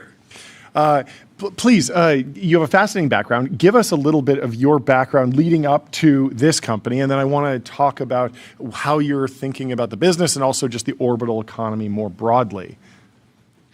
Yeah, so I've been in the automotive and aerospace industries for north of 35 years, and had positions everywhere from the French Space Agency to early at SpaceX. I was the guy that took Elon to Russia to buy Russian missiles, and when that didn't work, we started SpaceX. And after that, I'm on my 12th space or automotive startup, and Phantom Space is the last one of them. But several of them have gone public since then, and Phantom Space was sort of the ultimate of all these startups that looking to solve the problem that really needs to be done. Yeah, that story of going to Russia to try and buy the ICBM has been told and written about in books. But what does the current narrative get wrong? What's your side of the story? What were expectations like going into that meeting? Was it seen as a long shot at the time, or did you think that it was likely to work? Yeah, no, it was a complete long shot. When Elon called me, he had just left PayPal. And had this idea of, trying to inspire humanity to become multiplanetary, as he still talks about. And he wanted to do what amounted to a stunt to show that we could send creatures to Mars. That turned into something that we put together, which was a growth chamber to land on Mars on a lander. And we needed Russian rockets to buy it. So by the time we got done dealing with the Russians, they didn't want to sell to us. They were just being Russians. And Elon announced to all of us in a sort of shocked way, we heard that he wanted to start the company SpaceX and build the rocket ourselves. So I will tell you that very few people gave us a snowball's chance in hell to make that happen. Now we can see 25 years later where that ended up. But, everybody betted against Elon and the rest of us. And, what the story's gotten wrong and what it gets right. What it gets right was, this determination of this guy who knew nothing about rockets, who decided to learn everything he could. And he got a bunch of space cowboys around him. And most of us were sort of revolutionaries in thought, at least, and wanted to stick it to the system and do something that everybody said we couldn't do. What the story got wrong, sometimes people write and say I was never part of it. I don't know why that got written in, but I was definitely an employee and had founder stock and the whole 9 yards. So here I am. There you go. What's the modern version of the long shot in space? We've heard about colonies on the moon, colonies on Mars, space data centers. What do you think is the most practical problem right now in space that people are maybe undercounting? So I think there's three tracks that it's going down. One is military use of space, which we see ongoing today, right? Wake up and read the news every morning. The second one is planetary settlement, which is what SpaceX is trying to accomplish. And everything that Elon does, I believe, is aimed at that planetary settlement goal. And then the third is kind of more recent, even though I've been thinking about it for almost a decade, is putting compute in space. And now AI is the killer app that enables this, much like the internet came along, was a killer app that enabled Starlink. So I think what we'll see is the next generation of AI in space, these so-called space data centers, but not in the way that the common narrative is going to portray it. Okay. How will it be different? I mean, Jensen Huang at GTC earlier this week was standing on stage saying that he will be providing chips. Elon has given some outlines around what that might look like. We've talked to StarCloud, a startup that's planning to put data centers in space. There's a whole bunch of other people that are approaching this problem, but how do you think people are getting it wrong, and how do you think you fit in? Yeah, so NVIDIA, to just address that, is nailed the silicon, right? Yeah. So they're going to be the winners on that, I believe. I think so. Among others, right? But they're going to be one of the primary winners, and thank you for doing that, NVIDIA. Number two is there's going to be a camp that I think is mostly hype that says we're going to put these large language model hyperscalers into orbit.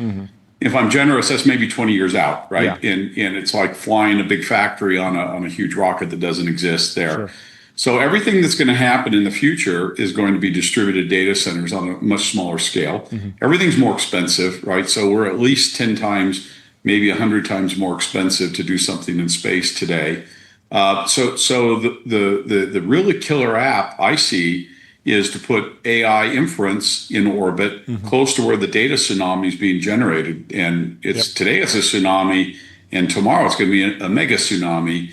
And what the problem is being able to get that data back. So there's this funnel that restricts how much of that can get back. So AI is a natural way to reduce that data load and get it back to the Earth.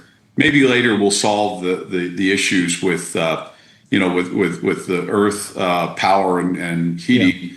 But Phantom, we've been at it for 10 years, one form or another, writing patents, writing about it, speaking about it. It's nothing new for us, and we're putting together micro data centers to address exactly this, along with data backhaul from the satellites to really exploit what we think is the next killer app there, and create a space app store environment and an ecosystem for others to implement their creativity on. So where do you think in the supply chain or the rest of the orbital economy there is enough maturity that you will never really need to build? I imagine you're not going to build a new rocket, but are you planning to do connectivity through Starlink? Like, where will the partnerships happen, and then where will your core value prop live within the supply chain? Yeah, it's a great question, because this is exactly where I think all the differences between the approaches become evident. So it's my belief that in order to be successful in this, you really have to vertically integrate, much the way we did in the early days of SpaceX. We saw that building the rocket and building your satellites and then implementing, in their case, Starlink, and now their version of XAI in orbit, you really have to have that. And, SpaceX is going to dominate a lot in that. Phantom Space, we have exactly the same playbook. So those who don't have that vertical integration are always going to be at the risk of what amounts to a very scarce launch supply. Even today, there is a perception that there's more launch than we need, and it's not true at all. It's very scarce. Phantom, we're building something we call the Daytona, which is quite a bit smaller than anything SpaceX builds. So we're more the taxi, they're more the the Freightliner, and so we find a real market for that. People are buying our things, and there aren't that many people that can actually build launch vehicles that work. It's a really tough business, and it takes 5 to 10 years. So that's going to always be scarce. The rest of it is really a matter of supply chain control. So the the silicon, NVIDIA, all the rest of the satellite parts, suppliers, but you have to have somebody put it all together, operate it, and manage it. So we think of ourselves as building the railroad to space, and then ultimately in a space app store on top of it, so that people can build their own code. Yeah. Talk about some of the trade-offs of the launch vehicle decisions. Are you thinking about reusability? Is that less of a factor at this scale? How frequently do you want to be launching? Like, I imagine taxis, they go everywhere. They launch from everywhere. Like, how else? Play out the taxi analogy for me a little bit more. Well, so launch is like the critical cost of getting any data system into orbit, period. And so, it's incumbent on companies to control that cost. And if you can build it internally, if you can gather the capital and the talent to do it, you're in better shape. So there's a trade on getting that cost down between building them super large like Starship and reusability and then mass production. So mass production, like the car you drive, probably costs $100 million and you may be paid $100,000 for it. And there's a huge cost reduction through the sheer number. So at Phantom, we're going to apply both the reusability and the mass manufacturing. Because we're smaller, we can do that. Whereas Starship, as an example, won't necessarily be mass manufactured, but probably mass used. So reusability is a core thing more for the logistics of these things. And then the other side of it, here's the other choke point in the business, is launch sites. We are really out of range capacity, launch range capacity in the United States. And we will be, I think, at that limit within 5 years. And so companies that control that range capacity are going to be in a position to control, the railroads or the shipping lanes, as it were. Interesting. So are you looking Who's at working land? What's the process to create more capacity? So it's very complicated, it's very bureaucratic, and it's very political. So we have 5 different launch ranges in the United States. Yeah, exactly. This is what music to my ears. Yeah, right. So most of them are all federal ranges that we built during the Cold War. And there's one in California, one in Florida. We know at least about the one in Florida very, very nicely, Cape Canaveral. And so there are so many pads you can put on there. Most of what we're using today is legacy from what was built in the Cold War, and we're grandfathered into the bureaucratic process that approved those pads. So any new ranges, you're going to run into huge opposition. There have been people who tried to build new ranges on the coasts of this country, and everybody not in my backyard comes out of their home to oppose it, right? And even in California at Vandenberg, SpaceX recently got in a lawsuit. We had about half their capacity, which was governed ultimately by the Coastal Commission in California. And SpaceX had to sue, and they got a little bit more capacity. But that's what we're heading into. So that's why you see these launch ranges around the world coming into play. And the problem for U.S. companies is we're restricted from taking our launch vehicles to these foreign countries without government approval. Yeah, it's so tricky because I can imagine living next to a launch pad, and the first time the rocket goes up, you're like, wow, that was amazing. And then if it's like, we're gonna be launching those every 20 minutes, you're like, my windows are shaking a lot. I actually would the novelty wears off pretty quickly. So and so yes, obviously as a country we need to figure out where these go that are not disruptive and are scalable and are tied to the supply chain. Maybe actually near a railroad. Who knows? A physical railroad. Give us any predictions around the moon economy. I was going to say moon over the next decade. Yeah, I have to say I'm surprised by the SpaceX pivot to the moon. It's been something since I was first in this business that a lot of us saw as a logical pivot. And it was almost like a religion between, do we go to the moon first or do we go to Mars? Right, so you thought it was logical like to do 20 moon years first, ago. Right? And so you're surprised at how late the pivots happen. It doesn't really matter, honestly, in terms of their technical capability. It's more incremental in terms of the development of the technology, which is probably why they did it. I really don't know why they did it. It could be a business decision. There's certainly, I think, a more near-term economy there. I think of Mars, as being so far away. Eventually, that economy will have to form on its own, kind of like this new world where we all formed as an independent economy from Europe 500 years ago. It began forming. And Mars someday will have its own manufacturing bases, and you might have products labeled made on Mars, right? But that's a longer term thing. And that's really where Elon's mind always was, from the early days that I was with him, that it was all about Mars. And to me, the moon's just a stepping stone on that way. And I think there's a lot of people who see that as effectively a theological choice, where it's really not. It's just a technical issue. Economic opportunities on the moon that you think are interesting. We've heard about regolith and maybe like a mass driver, but there's so many opportunities, obviously, besides tourism. The most obvious one is helium-3. So this is pushed out by the sun. There's something like 18 kilograms of it in the United States, and it's a strategic resource. It's a byproduct of nuclear weapons manufacturing. Wow. Now, what are you going to use it for? Well, you can use it for a couple of things. Clean fusion energy is one of the few fuels that doesn't create radioactivity as a byproduct. So that's obviously desirable, right? The second part is for quantum computing, which a lot of these have to be near zero. So this is one of the few substances that you can cool to near zero temperature. And the other is an absolute zero in temperature. So there's a huge demand on that. Now, once you start mining it, does that, that price collapse? Probably to some degree. The second one that I see is this mineral, this rare earth mineral kinds of deposits. And we honestly don't know enough about what's up there. We have a pretty good idea from the Apollo missions, but there's probably a lot of rare earth deposits, my guess, and I'm no geologist, but I would guess there's probably some rare earth minerals that, mining from the moon, which would be more palatable than tearing up our beautiful Earth, would be, as long as we can solve the transportation problem. And all comes back to the rocket, by the way. Yeah. Makes a lot of sense. Well, thank you so much for taking the time. Yeah, great to meet you. Congratulations. And we'd love to talk to you soon. Yeah, come back on soon. Bye-bye. Have a good rest of your day, Cheers. Jim. Let me tell you about Cisco. Critical infrastructure for the AI era. Unlock seamless real-time experiences and new value with Cisco. And let me also tell you about Console. Console builds AI agents that automate 70% of IT, HR, and finance support, giving employees instant resolution for access requests and password resets. And without further ado, let's bring in Tom Home from GV. Tom, how you doing? What's going on? Hey guys, can you? We could hear you for a second. Can you hear us? You're back. You're back. Where are you calling in from? Can you hear us? No? Yes? No?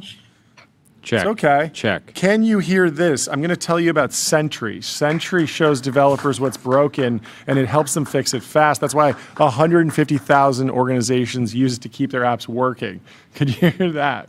Because I can also potentially tell you about the New York Stock Exchange. Because if you want to raise capital, Tom, you got to do it at the New York Stock Exchange. I'm sure a lot of your companies are aiming for IPO. Let's get them live on the New York Stock Exchange. Tom back. We will as have soon the as team he's ready. troubleshoot There that, is some breaking news but that we do got to talk about, which is that Jeff nothing gets Bezos me more fired up than a personalized ad. Okay, breaking news. Jeff Bezos in talks to raise $100 billion for AI manufacturing fund. The Amazon founders traveled to the Middle East, Singapore, in fundraising effort linked to Project Prometheus. That is incredible. Very, we have very the red lights exciting. going. Breaking news. Advanced talks. I don't care if it's just advanced talks. I'm hitting the. Congratulations to Jeff Bezos. He's meeting with some of the world's largest asset managers to raise funds for the project. A few months ago, he traveled to the Middle East to discuss the new fund with sovereign wealth representatives. More recently, he went to Singapore to raise funding for the effort as well. It's being described as a manufacturing transformation vehicle. It's going up against TK, right? Maybe. I mean, TK is not as directly focused on manufacturing. Like this, but something I asked. Transportation vehicle, right? No, he's saying manufacturing transportation. Like it's a vehicle, a fund for transforming manufacturing. Oh, yeah. It's like an investing vehicle. It's aiming to buy companies in major industrial sectors industry. such as chip making, defense, vehicle industry. aerospace. Let's try again with Tom. Get out of here, Tyler. It's Tom time. Tom. There we go. Hey, Tom. Can you hear us? Oh no, we don't have audio. We don't have audio. Okay, guys, try it out. Nothing? Okay. You can hear us, we can't hear you, but we can tell you about this post that we enjoyed from Larican. Got my horse to water. Now for the easy part.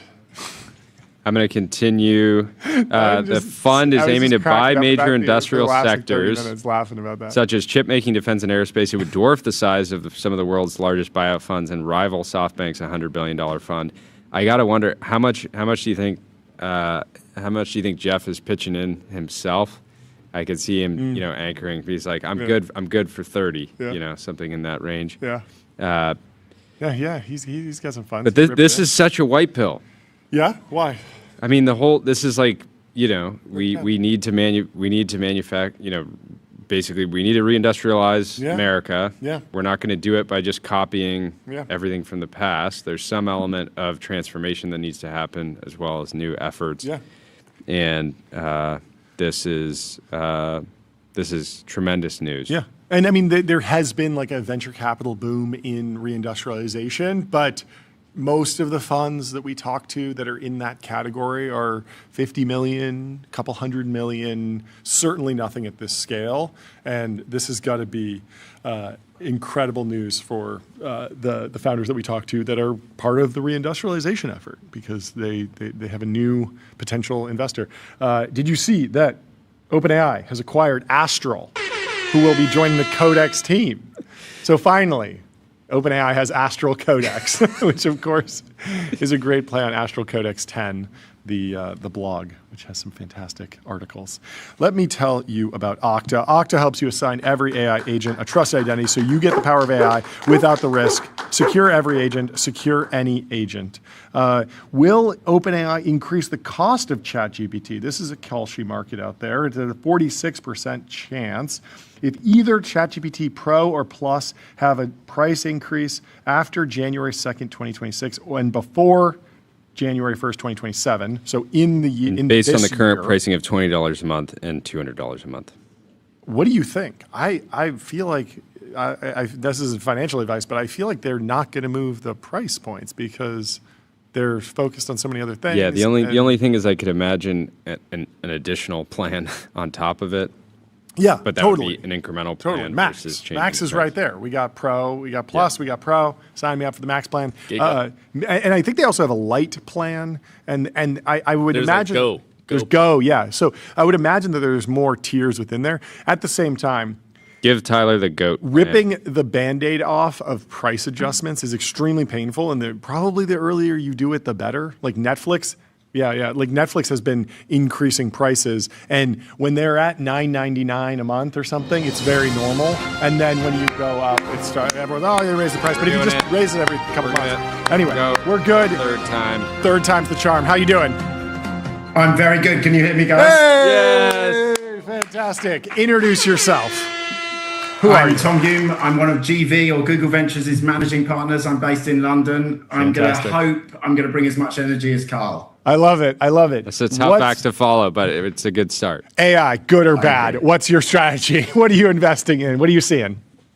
As you can imagine, 80 or 90% of what we're doing is AI. In truth, it's hard to imagine a credible founder that isn't leading with it at the moment. Mm-hmm. And so we're viewing everything. I mean, in your email that you sent out today about Samsung, about some of the effects of the what's going on in the Middle East, we're even looking at that through the lens of AI and how it should affect our investing strategy. Sure.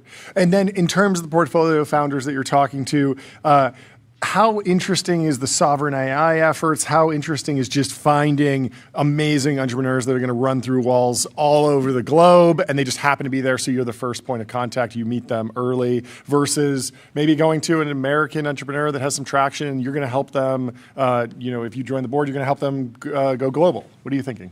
Yeah, absolutely. So one of the things we're really proud of is that we actually are sort of a global firm, primarily the US and Europe. And so we offer founders soft landings in Europe if they're American companies and vice versa. So that's something that works well. But in truth, we're finding we're meeting more and more technical founders, and Europe has an edge on that. To give you an idea, I think 35% of the world's AI researchers or master's programs are actually in Europe. Yeah. We've got 4 of the top technical universities globally in Oxford, Cambridge, Imperial, ETH, Zurich. And so there is this incredible sort of talent building up. So historically, I think Europe's bottleneck was probably human capital and financial capital. The financial capital is now global. Your guys' show's global. Now the human capital is really growing, and we're seeing a real multiplier effect in 2 ways. So the first is the very best founders are starting companies over and over again. So we have investments in, for example, Sneak's founder, Guy Pajani,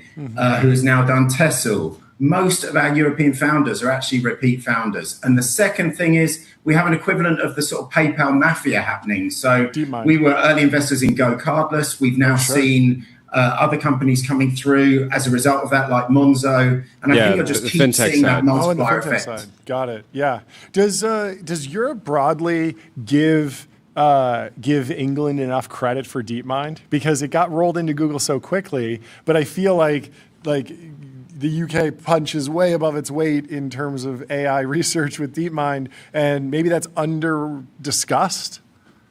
Oh, I think it's under discussed. And I think it's easy. People will often post-rationalize it and say how great it would have been if it had stayed independent. But we've got to remember, when DeepMind was really going in 2012, it was really hard for people to see. The 2017 Transformer paper had not been written for 5 years. It's early days. And so it's easy to look back and say it was obvious. It wasn't at the time. But I think the person that single-handedly has done as much for tech in the UK as anyone else is Demis Hassabis, the founder.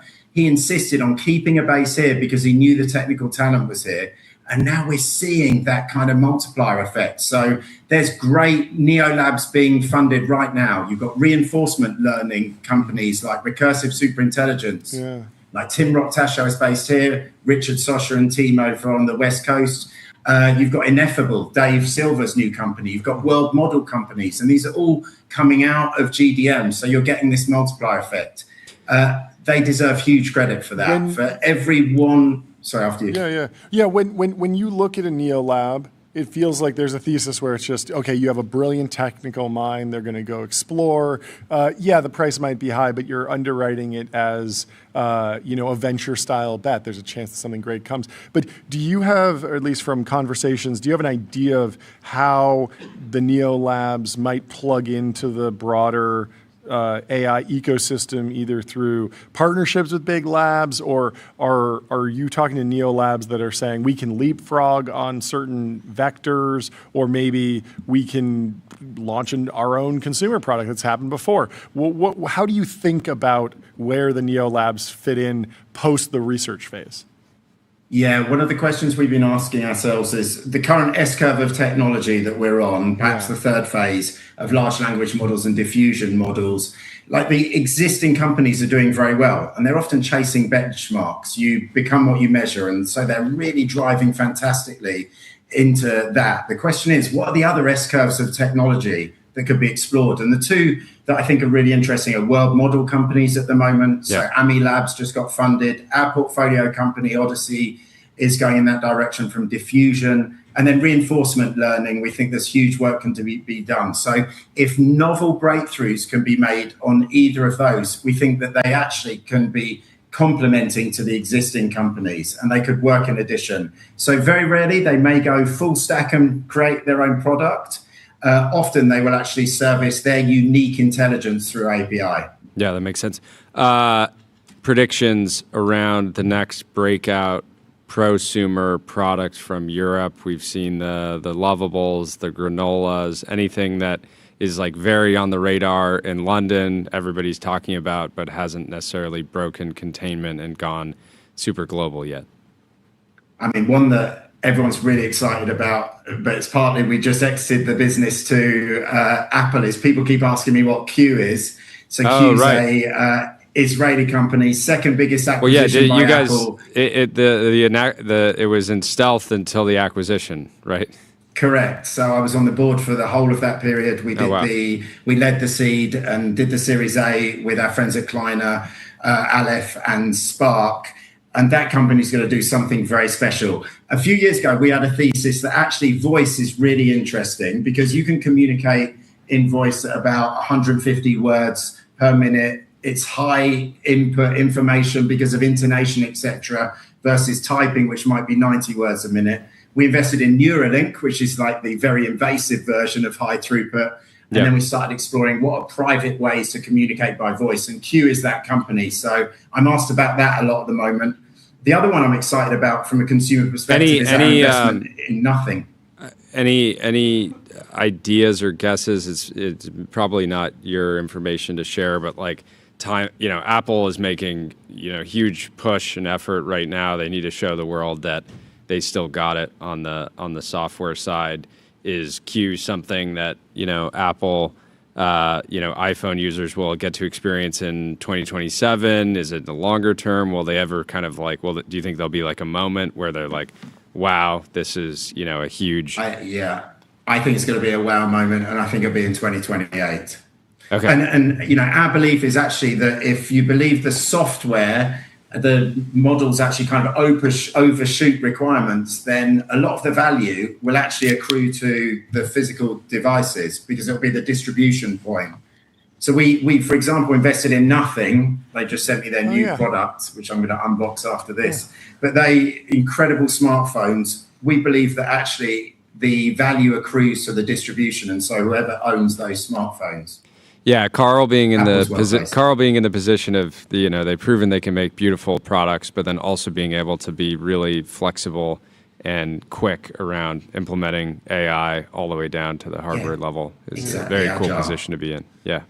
It's a fun time. Well, thank you so much for taking. You brought the energy. You brought the energy. My apologies, but I also brought the technical issues. So apologies. Next time. It happens. Well, thank you so much. No, it was great to meet you, Tom. Come back on soon. Good to see you both. Take care. Have a great day. Thanks. Let me tell you about Figma. No matter where your idea starts, Figma Make, Claude Code, Codex, or a sketch, the Figma canvas is where ideas connect and products take shape, build in the right direction with Figma. And without further ado, we do actually have our next guest soon, but what do you want to play? Let's play, if we have time, before the Cubanator joins. We're working on some We're working on it. rotations. I don't think we have time. I'll try to... Let's rotate that screen, and I think we're almost ready. The one small news article here that we can talk about is that Meta has signed a 10-year lease for a 15,000 square foot townhouse on 697 Fifth Avenue to open Meta Lab New York, its first Manhattan flagship retail location. They painted it completely blue, apparently. The store will focus on hands-on demos of Meta AI glasses and VR headsets. So they're getting into the retail space. Well, let's figure out... Still working on it. I can tell you about Wayshirt Capital. Okay, tell me They about this. invested in SpaceX at apparently 200... Oh, okay. It's fake news. Brutal. That was quick. Brutal. I was like, this seems too good to be true. PitchBook is... but we can tell you about Rivian robotaxis. Oh, yes. Uber and Rivian have announced a deal. Uber is going to invest $1.25 billion in Rivian and deploy up to 50,000 R2 robotaxis. I'm so interested to see what Rivian can actually do on the robotaxi side. I have friends that have owned Rivians have said that the autonomous driving is fantastic. It just feels like this... I will be very interested to see if more than a couple companies can really crack it quickly. But it's a young company, very agile, and lots of opportunity. Well, I believe we have Mark Cuban in the Restream waiting room. Let's bring him in to the TBPN Ultra Dome. Mark, can you hear us? Yes, but you're too loud. Hold on one second. Oh, too loud. Too loud. Okay. Whisper. Yeah, no, because on my end, because I just great to have you, Mark. It's great to have you so much. Hey guys. Hey, how you doing? Hey guys. Okay. Oh well, I'll deal with it. Good to see you. How's your 2026 going? We haven't talked this year yet. What's life like? I'm loving life. I got no complaints whatsoever. Yeah, that's amazing. I'm loving life. That's great. So you're not disappointed about the rollout of ads in LLMs thus far, then? Is that safe to say? It hasn't ruined your year. Because I saw the first ad, it was for the Wall Street Journal, and it was just a little bubble at the top. Hey, you might want to check out the journal. Seemed innocent enough to me. But how are you feeling? I haven't seen it at all, so it hasn't ruined my life at all. Okay. What's your information diet? Because it's hard not to log on the internet and not start blackpilling these days. Yeah, no shit. So my first stop is a site called Mimeo Random, which kind of gives me an update on all what's happening in the world. My second stop is Drudge Report, because that gives me the hyperbole on everything that's happening in the world. And then after that, all the different newsletters and emails that I get that try to keep me up. How are you processing the flood of cold emails that appears to be thoughtful, but is actually AI generated? Because you are notorious for your response rates and getting back to so many people that have reached out. But it feels like maybe an impossible task now. No, I do what everybody else does. I bought a Mac Mini. You did? Yeah, for sure. And I'm still learning. So you're just like, you hit me with AI, I'll hit you with AI back right away. Right back, right? Because it's not even like the cold emails, because that's pretty obvious. Yeah. It's pretty easy to see.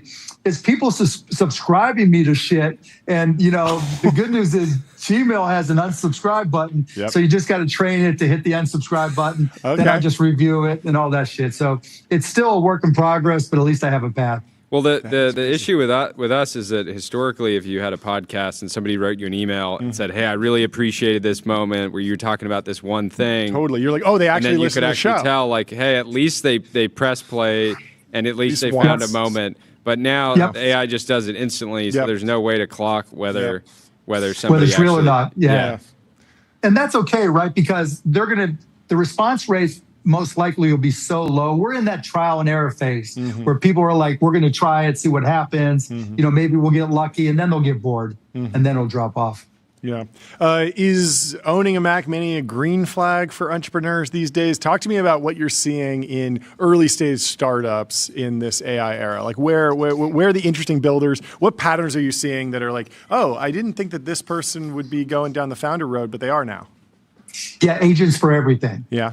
It's just because once you figure out how to do agents, then you can do them a little better than most other people. And then you can turn that into what would have been a SaaS business in the past is now, we'll create your own marketing team and we'll, do all these different things for you that you no longer have to do. And we'll charge you X number of dollars a month. That's it. And I'm seeing dozens of those, typically one for every industry you can ever possibly imagine. And are they growing revenue faster? Or are they growing profit faster? Neither. They're just still trying to get some traction at all. Yeah. Because if you're growing revenue quickly, you're probably not coming to me yet. Okay. Because the marginal cost to start is so low and it's so fast, and you're using the agent. So if they can get anybody to give them a credit card, or sign up, or, now there's a little bit of a battle to use USDC for payment as the payment rails, to make it so that, just give me your wallet. And that's, it's going to end up being a scam, and a lot of people are going to get ripped off there.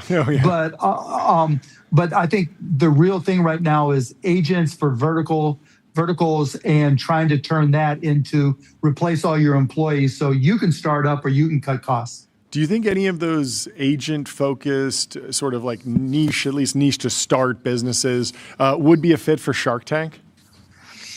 Yes and no. Yes, they should be. No, people won't understand them, and the other sharks wouldn't understand them. Sure. But yeah, I mean, effectively, anything you can do. But you only need one shark to understand. Yeah. Yeah, right. And I'm not on the show anymore, so you're fucked. It's time. It's time to go back. It's time to go back. Yeah, you gotta no be. chance. You gotta be. What was the anatomy of? I think we talk about what makes for a great company all day long. We'll talk about that throughout the show today. But what makes for a company that will put on a particularly captivating Shark Tank appearance? You got to remember, it's for TV. You have to be entertaining. Yeah. And if it's not entertaining in some shape or form, it's just not going to work, regardless of the quality of the business. If you don't have a charisma, you don't have a compelling pitch that's entertaining, it doesn't matter. You could be selling dollar bills for 50 cents and it would fail. Interesting. How important is like the visual component? There's a lot of physical products, but at a certain point it gets too big for the studio. How important is it, like the physical product presentation? Well, the good news is the producers will work with you on that, and they make them practice over and over and over. And of the hundreds, if not thousands of pitches I saw in 15 years, we only had one really just choke, right, where they couldn't spit it out. Maybe two, which is amazing. It's a testament to Mindy and the producers there and how hard they prepare them. Yeah. How do you think Shark Tank and shows like it will change in the era of AI, video generation, endless content? Is it stronger than ever because it's a known brand, or is there some weakness there? Like, how do you see that playing out? It all depends on platform. It's like you guys, right? Yeah. It really just depends on reach of the platform and quality of the product. Sure. I think for Shark Tank, it's not going to have to change because of AI or technology, simply because you're really communicating to a family audience, and the message you're communicating isn't, hey, here's a bunch of businesses that are great. The message you're communicating is, that could be you on the carpet. The American dream is alive and well. Sure. And so that's really what makes Shark Tank successful, not the quality of the businesses. Yeah. What about sports? I've seen some robots playing tennis. They're going to be playing basketball soon. I don't think I'll be watching robot basketball, but how do you think live events, sports, basketball will change over the next decade? I mean, maybe for the referees, like you've seen in tennis, but that's it. Yeah. I think in reality, more people will want to go to in real life events than before, because if you're just managing agents, looking at output, looking for exceptions, you're going to want some human touch, right? You're going to want to be able to engage. And I think that's really, really important. And I think that's where sports will grow. I mean, and you're starting to see that now with, what happened with the Olympics. The World Baseball Classic, became much more popular because people want that disengagement from all the stress that's happening right now. Yeah. At the same time, it feels like there's almost an opportunity for, not to bring it back to targeted advertising, but AI can tell me, okay, my favorite team's in town. I should go to this particular game. I should remind me at the right time instead of just signing up for the newsletter. Not AI. Yeah, that's not just really good AI. targeting. Yeah, that's just targeting, right? And I'm going to tell you what, in terms of, I'm going to take it down a different path because I'm contrarian on this. Yeah. And that's with robotics. I think everybody's making this push for humanoid robots. I think they might have a 5-year lifespan and then they'll fail miserably, maybe 10. Yeah. You mean the device? You mean the companies or the device or the individual physical hardware? robots Or both? Both. Okay. Right? Because I think everybody defaults to, well, we live in a human world and humanoids will take the place of humans for various functions, particularly in the home. And I think there's just no chance. I think if you look at warehouses and what Amazon does, they're not humanoid robots carrying boxes. They're robots that are designed to fit the environment. And I think, I've heard people say, well, a house is a house, you need a humanoid. I think houses are going to be redesigned completely so that whatever the optimal robot is that allows it to simplify the house, that's where houses will go. So I'll give you an example. If we had robots that looked more like spiders that could, but had the ability to carry and lift things, whatever, more like ants, I guess, maybe, right? And you could create a house where the pantry and the refrigerator and the washing machines were hidden behind the garage, if you even have a garage. And that way you could redesign it so all the living space was for people, because that the robots aren't going to be full-formed humanoids. They're going to be whatever the optimal shape is, and they're kind of co-designed. You design the house to fit the robot, and you design the robot to fit the house. And I think way you could go a lot less expensively on both. The humanoid founders will tell you, how do you solve stairs, right? Like it doesn't work for wheels. But if the robots are really great, you could put like a mini robot elevator, right? Like if it's on wheels, like you can just put it. Yeah. Like you've seen like the old house dumbwaiters, right? Where there's just the thing where you put it in there and you pull it up and it goes up to the next floor and somebody opens it up.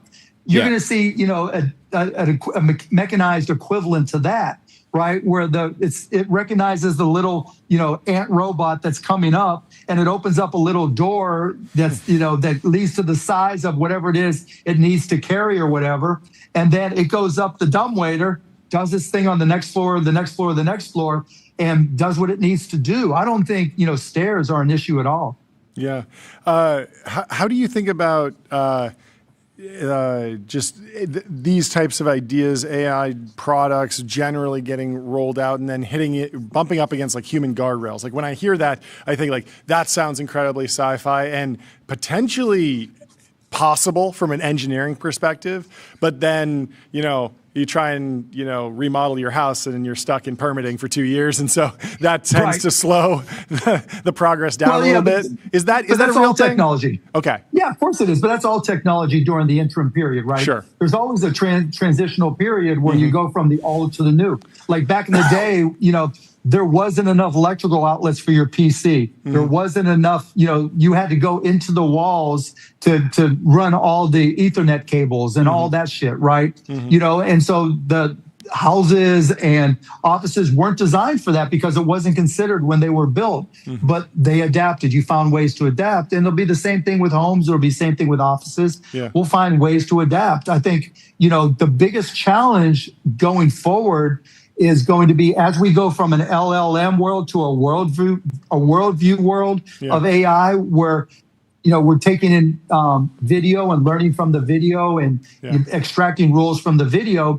A lot of the things that we're going to do are going to be outside and are going to have to consume in the interim, at least, either satellite bandwidth or 5G bandwidth. And I don't think there's going to be enough bandwidth when you're working with video-based AI models. Interesting. You mentioned maybe a garage not existing in the future. Is that a way to say that you're excited about self-driving cars? Like, what are you thinking is going to happen there? I played around. I have a Tesla, and I upgraded for a couple months, and it terrified the shit out of me. Not that I didn't trust it. Oh my God, because like when you're going 25 miles an hour, it's no big deal. You go on a highway, you're going 70 miles an hour, and there's a median right there in the middle of the highway. I was like shaking. Like Elon's cool for whatever, but I ain't trusting him that much, right? And I'm Were you not in waiting Mad for Max mode? You know about Mad Max mode? No. But you can set a delimiter where it's like, how much above the speed limit are you willing to go? And if the speed limit is 65 or 70, you got to go the speed limit. And it was scary as fuck trying to go 70 miles an hour. And I don't want to be there when somebody paints some adversarial, how there's graffiti in the weirdest places? Wait until there's adversarial graffiti. Oh, yeah. Yeah, like if somebody paint, if it's they the put up Roadrunner. a brick wall, it's and then they Roadrunner. paint it to look like the Roadrunner. Wile E. Coyote is going to... No, that's like ridiculous shit, right? Like, there's... Wile E. Coyote's going to paint the tunnel, and then you slam into it. There's somebody somewhere trying to figure out how to fuck up self-driving mode, right? For sure. And just because it's just taking video input, and what it could be some pattern, and all of a sudden you're seeing this pattern on medians or overlaid on stop signs or whatever. Because somebody's got to do that because it's just too easy not to. Hyper-realistic camo wrap gets confused, eventually. Whatever, right? You wrap your car in camo, and if the camouflage is effective, you're going to confuse the AIs. It's a risk. You just might, and there could be a predator, right? Alien versus Predator. Predator could show up, right? It's and possible. If Arnold isn't there to save us. It's possible. I mean, speaking of Arnold, are you? It sounds like you're in a good mood. You're optimistic about things. Does the question of AI doom come into your mind? These runaway robotics. Are you worried about that at all?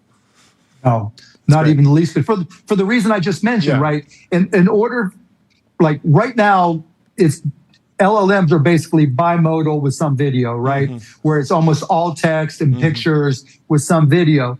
You can't model the world with that. You just can't. AI right now doesn't understand the consequences of its recommendations. It has no idea what happens next. A 2-year-old kid with a high chair and a sippy cup knows if it pushes the sippy cup off the high chair, mom's coming running and the kid's going to start laughing at mom, right? Large language models don't understand. Every time, right? And there's no large language models ever, right? Ever.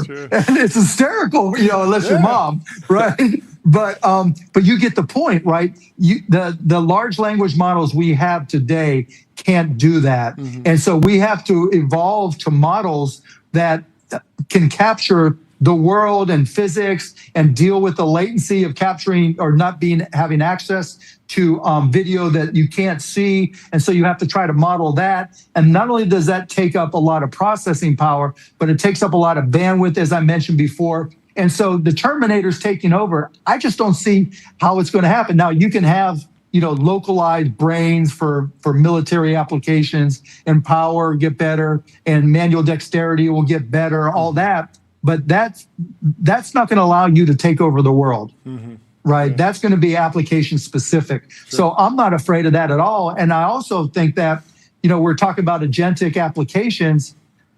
I think particularly for small, medium-sized businesses and some large businesses, they're not going to have that skill set. It's not going to be natural for them to do that. And I think kids coming out of school today that have taken some Python, don't have to be comp sci majors, but have done agentic AI. Like when I go talk to schools, that's what I tell them. Get into Claude, teach yourself all the agentic stuff, and then go to small businesses because they're not going to understand how to do any of that shit at all. Yeah, that makes a ton of sense. What advice are you giving to friends, portfolio companies, et cetera, around navigating as a business leader during a time where we have major global conflict? I don't know what exactly you were working on in 2002, 2003, 2004, but there's so much.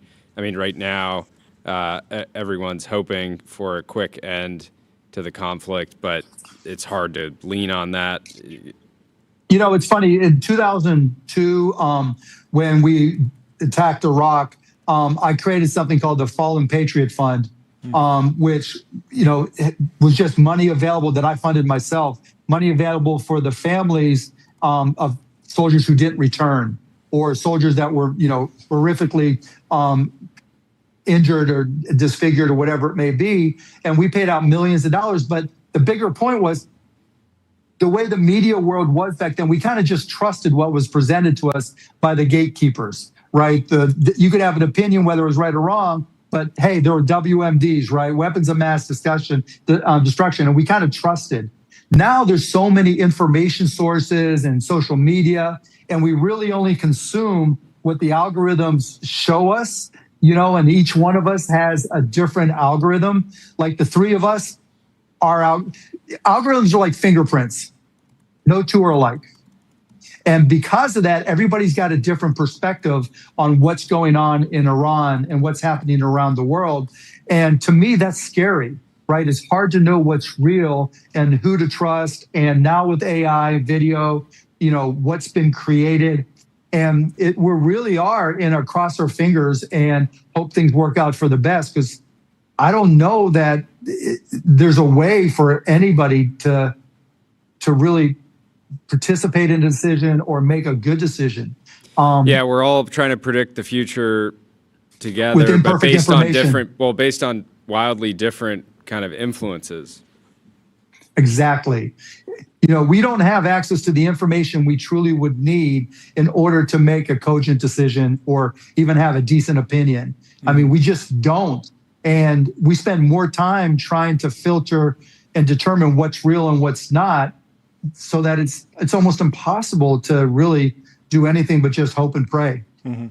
We have a couple questions from the chat. The first one is about cost plus drugs. Can you give us an update there? Yeah. How's it going? What's the thesis? Crushing it. Crushing it. Yeah. Fantastic. But give us a sense of scale. Give us a reminder of the strategy. Reintroduce the company. Sure. So you go to costplusdrugs.com and you put in the name of the medication. If it's one of the thousands we carry, then we actually show you our actual cost. Then we show you that our markup is only 15%, and we charge you $5 for shipping and handling, and then the credit card fee. And in doing so, with only a 15% margin, unless it's like a $4 Walmart drug, we're almost always the cheapest option for anybody. Sure. So if you're underinsured, if you don't have insurance, even to compare it against your copay or co-insurance, we may be cheaper than your copay. Wow. And because of that, our business is just skyrocketing. So that's part one of our business. Part two to our business, for my company, for my employees and their families, I went around and talked to the CEOs and CFOs of a lot of hospitals and found out where they were getting ripped off by the insurance companies. If you think about this, and I don't think many people do, if whatever your deductible is, if something happens to you and you can't afford it, even if you have great insurance, you might have a $1,500 or $2,500 deductible, which is big company, good insurance. But if you don't have that money, and 40% of people don't have $400 for an emergency, when you go to the hospital, as an example, they literally end up loaning you the money. And that, as a result, we've turned hospitals and providers into subprime lenders. Yeah. Think about that, right? And then you have the denials, and then they underpay, late pay, callback. So anyways, so I went to local hospital, Baylor Scott & White, who's a really forward-thinking hospital system. And I said, look, I understand where you're getting ripped off by the insurance carriers. I'll pay you on time. I'll pay you what we committed. I won't claw back. I won't late pay. In exchange, I want two things. I want a better price. I want it as a reference price of Medicare, 100 to 100% of Medicare, unless it's really complicated. And more importantly, we created a site called costpluswellness.com.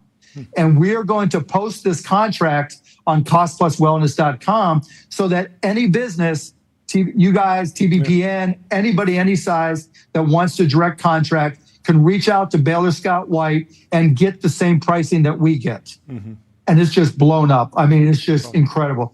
We have more than 9,000 providers. And what we're trying to do is teach companies who self-insure in particular that they can take control of their expenses. You don't need to be dependent on the insurance company to come up with the right deal, because they won't. They'll steal from you. Did you ever? I mean, it's such an interesting, company for you, because I feel like when you have as big of a presence as you do, it could be a book or a course or a protein powder. Did you look at anything else?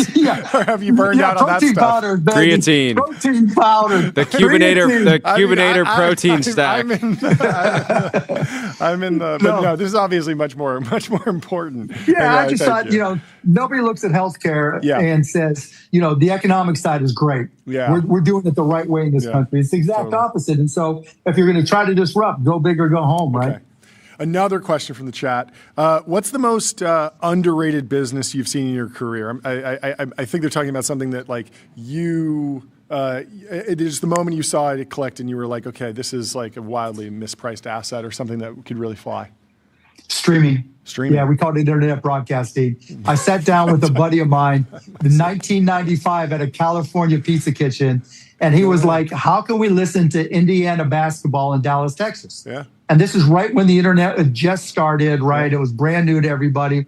And I'm like, let me figure it out. And so we started a company called AudioNet and got the rights to, hundreds of schools, hundreds of radio stations, TV stations. Back then the copyright laws were different, created our own internet jukebox and unlimited number of internet radio stations and started streaming until we sold it to Yahoo. That was the most obvious thing I'd ever seen in my career. What was the domain name negotiation like? Jordy's a big fan of great domain names. Great question. Great question. So when we started, it was AudioNet, and I just registered it. Nobody had it. Yeah. But then wait, audionet.com or audio.net? No, audionet.com. Okay. I like it, yeah. Because we were just doing audio in 1995. Yeah. And then by 97, we started to do video, and AudioNet wasn't going to cut it. No. And so I found broadcast.com because we wanted to broadcast everything and anything, and found the guy and paid him $8,000, and he was thrilled to get the $8,000. Wow. Yeah, this is 1997. Did he ping you after Did he ping you after? Yes, he did. Yes, he did. But wait, it gets better. But wait, there's more, right? Okay. And so I'm like, oh shit, this is nothing, right? It's an automatic traffic generator.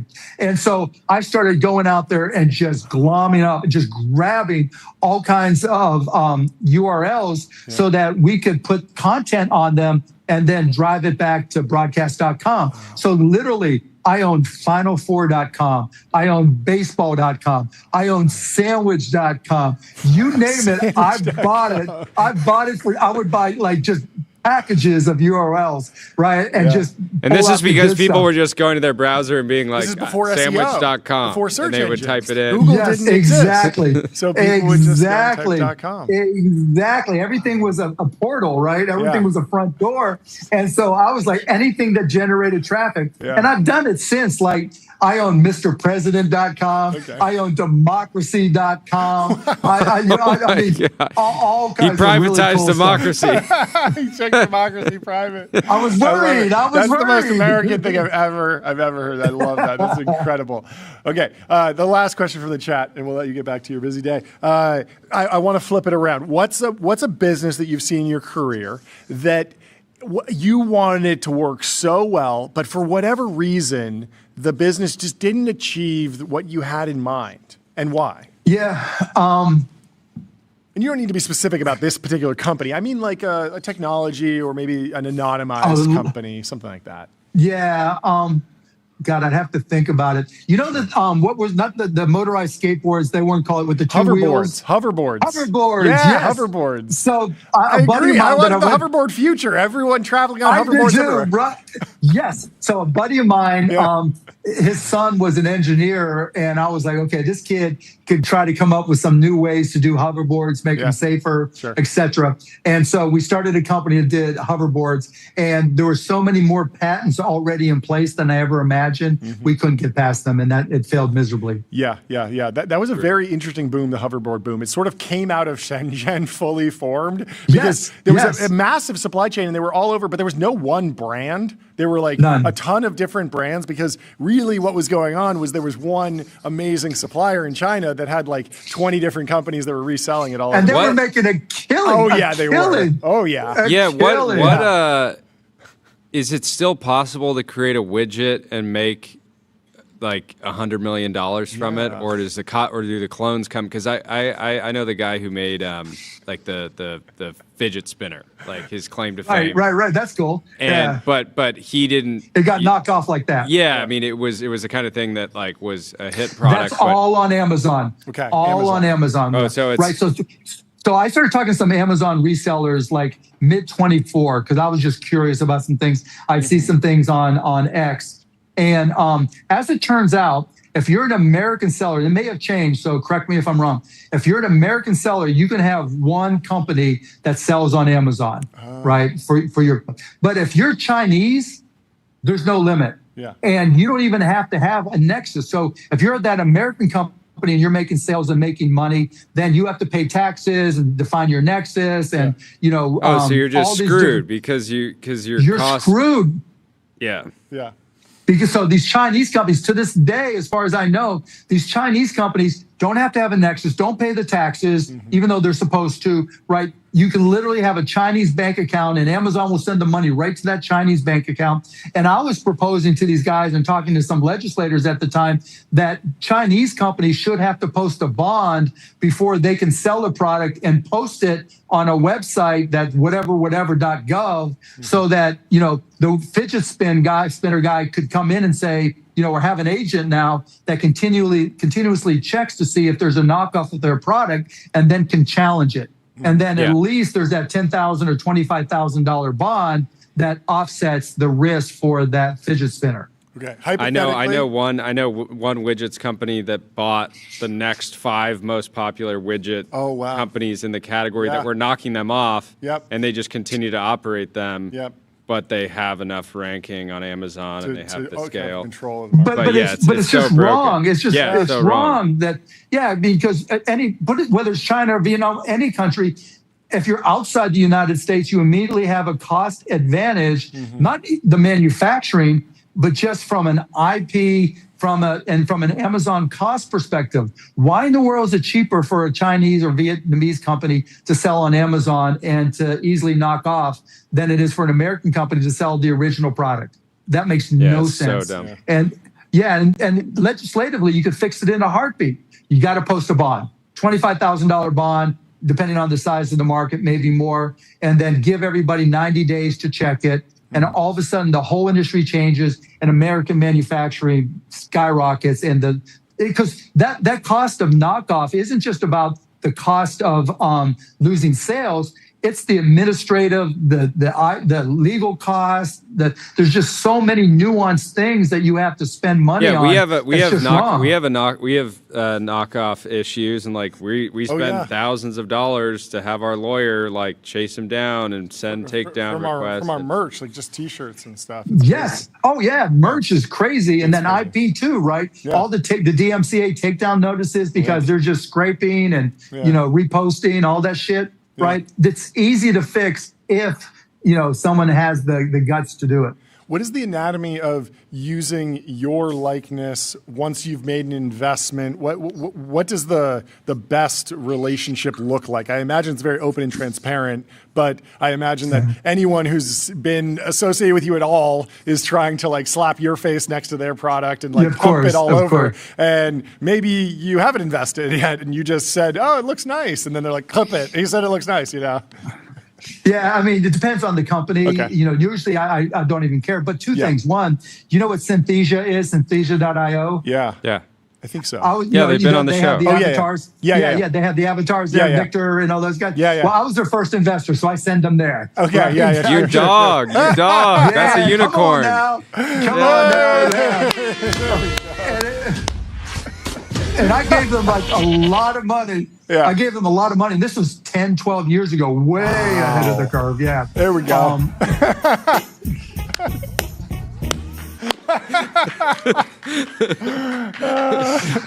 Okay, so Synthesia. Yes, and so Synthesia, so I'll push them to them, or like I'll just fuck around like you saw with Sora. They had, so I put one picture of me out there, but I was playing with it because I want to learn all this stuff. Yeah. And they, Sora had this thing where you can put conditions on when it can be used. And John so I made I made a condition. I made a condition so that at the end of every video that used my likeness, it showed the logo for Cost Plus Drugs. So smart. Smart. Yeah. And it's been used like hundreds of thousands of times, and I know we've seen a bump as a result. That's so smart. Amazing. John did the less commercial thing. He said, "Portray me as a bodybuilder." Just make me really strong. It's funny, but a lot less commercial. It's really fun. But unfortunately, Sora's kind of fallen behind now, so they kind of. I don't know if the it's good. It's gonna it'll just get added into ChatGPT, and then you got a billion people just pumping Cost Plus Drugs. Yeah, and it's always crazy to me to see it. Like I tell it, because it has terms of service. You can't show drug use and Sure. So there's pictures of me like doing lines of coke and shit, and I got so it's kind of crazy, but ridiculous. When is the right time for a company to apply to Shark Tank? Anytime. You just don't know. I mean, they have open auditions all the time. So if you go to Shark Tank's website, it'll give you all the information there. Yeah. And you just got to go out there and have fun. Go out there and have fun. How are you processing the peptide boom? Both FDA approved? Non-participant. I'm not a believer in that shit at all. Whoa. Like, every single LLM that I put it into and asked for, show me the trials and show me the research. You mean the non-FDA approved, just the stuff coming off the boat? Right. Or are you short Eli Lilly? No. The insulin, like the real, because when people talk peptides, you're talking supplement type stuff, right? Yeah. Right. But the Eli Lilly stuff. Not Ozempic that's running Super Bowl ads. No. Very heavily regulated. Yeah, that makes sense. No, because that stuff's going to come down in price. And now, Lilly and Novo are smart now with their GLP-1s. Yeah. They're working around the PBMs and doing direct to patient, direct to company. Sure. And that was brilliant. That was really smart. Yeah, that's very cool. Well, thank you so much for taking the time. Jordy, you have anything else? It's always fun. This is super fun. It's always fun. Have a good one. Always fun, guys. Enjoy the rest of your day. Appreciate it, guys. We'll talk to you soon. Goodbye. Thanks, guys. Let me tell you about Shopify. Shopify is the commerce platform that grows with your business and lets you sell in seconds, online, in-store, on mobile, on social, on marketplaces, and now with AI agents. I think we got a future Shark Tank. I came up with the name. You did? Name. I'm not going to say it. Yeah. I'm not going to say it, but the domain's available. Okay, we're getting the domain. Okay. You're going to Shark Tank. You're going in the tank. I'm so You're going in the excited tank, Ben. I'm so excited for this. Not you, Tyler. Keep working on our other launch. Once, All right, we gotta hit the size gong. Okay, what do we have to do? Ro Khanna. He's put up $609 million of trading volume while in Congress. He's fighting back against the elites by trading against them.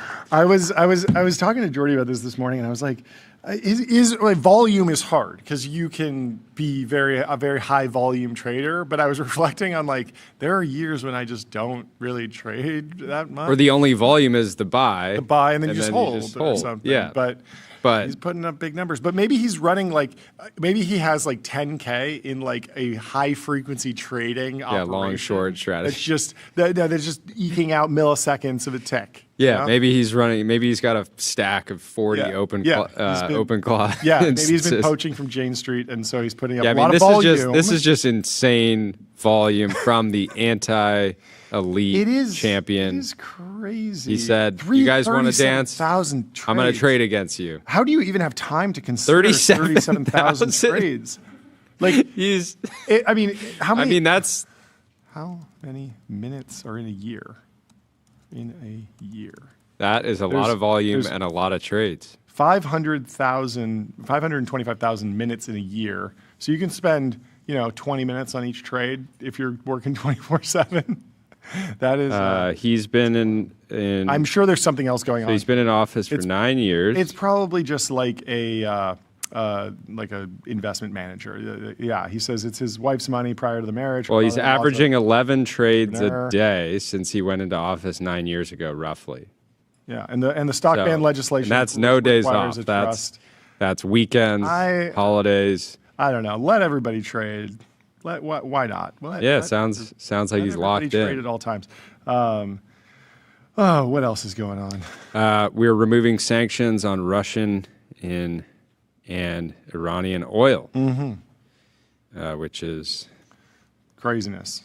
Didn't think that would happen. Let's watch the public latest ad. Is that what we should pull up next? Or pull it up. Actually, let's pull up this video first of our president of Gary Tan. But this is Gary Tan when he sees a YC applicant using G-Stack to ship 500,000 lines of code daily. This is one of the best videos of all time. Just pulling out a wad of cash. I'm ready to invest. Quickly counting it. It is so funny how lines of code became not important. They're the new eyeballs. And now it's new eyeballs. They're the new eyeballs. Oh, the lines of code are the new eyeballs? I hope not. I was thinking that we should do a challenge here in the studio where every member of the team has to race to generate 10,000 lines of code. And whoever can do it fastest. Okay, but how do you define a line of code? Like, I can just run a for loop that says... I will run a for loop after the lines of code are generated, and I will pass every line of code individually through GPT 5.4 Pro, and I will ask it one question: does this count as a line of code? Okay, but can I have the same line of code 10,000 times? You've invented the for loop. Potentially. Print this. That would be the most efficient way to do it, potentially. Let's pull up this ad. It might even be faster to just clone a repo, right? Clone a 10,000 line repo. Do you have to write it from scratch? We need to write the download time. Pull up the ad, okay. Sir. What are we watching here? Well, looking at your portfolio, you've got diverse equity exposure, broad market ETF, some fixed income. However, I am seeing a gap here. College basketball, baby! I'd recommend a 3-leg parlay. Maybe sprinkle in a few player props just to even things out. I've got a strong read on an early upset.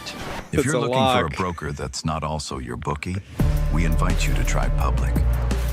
It's a good ad. Really solidifying Public's position as which has been very, very consistent.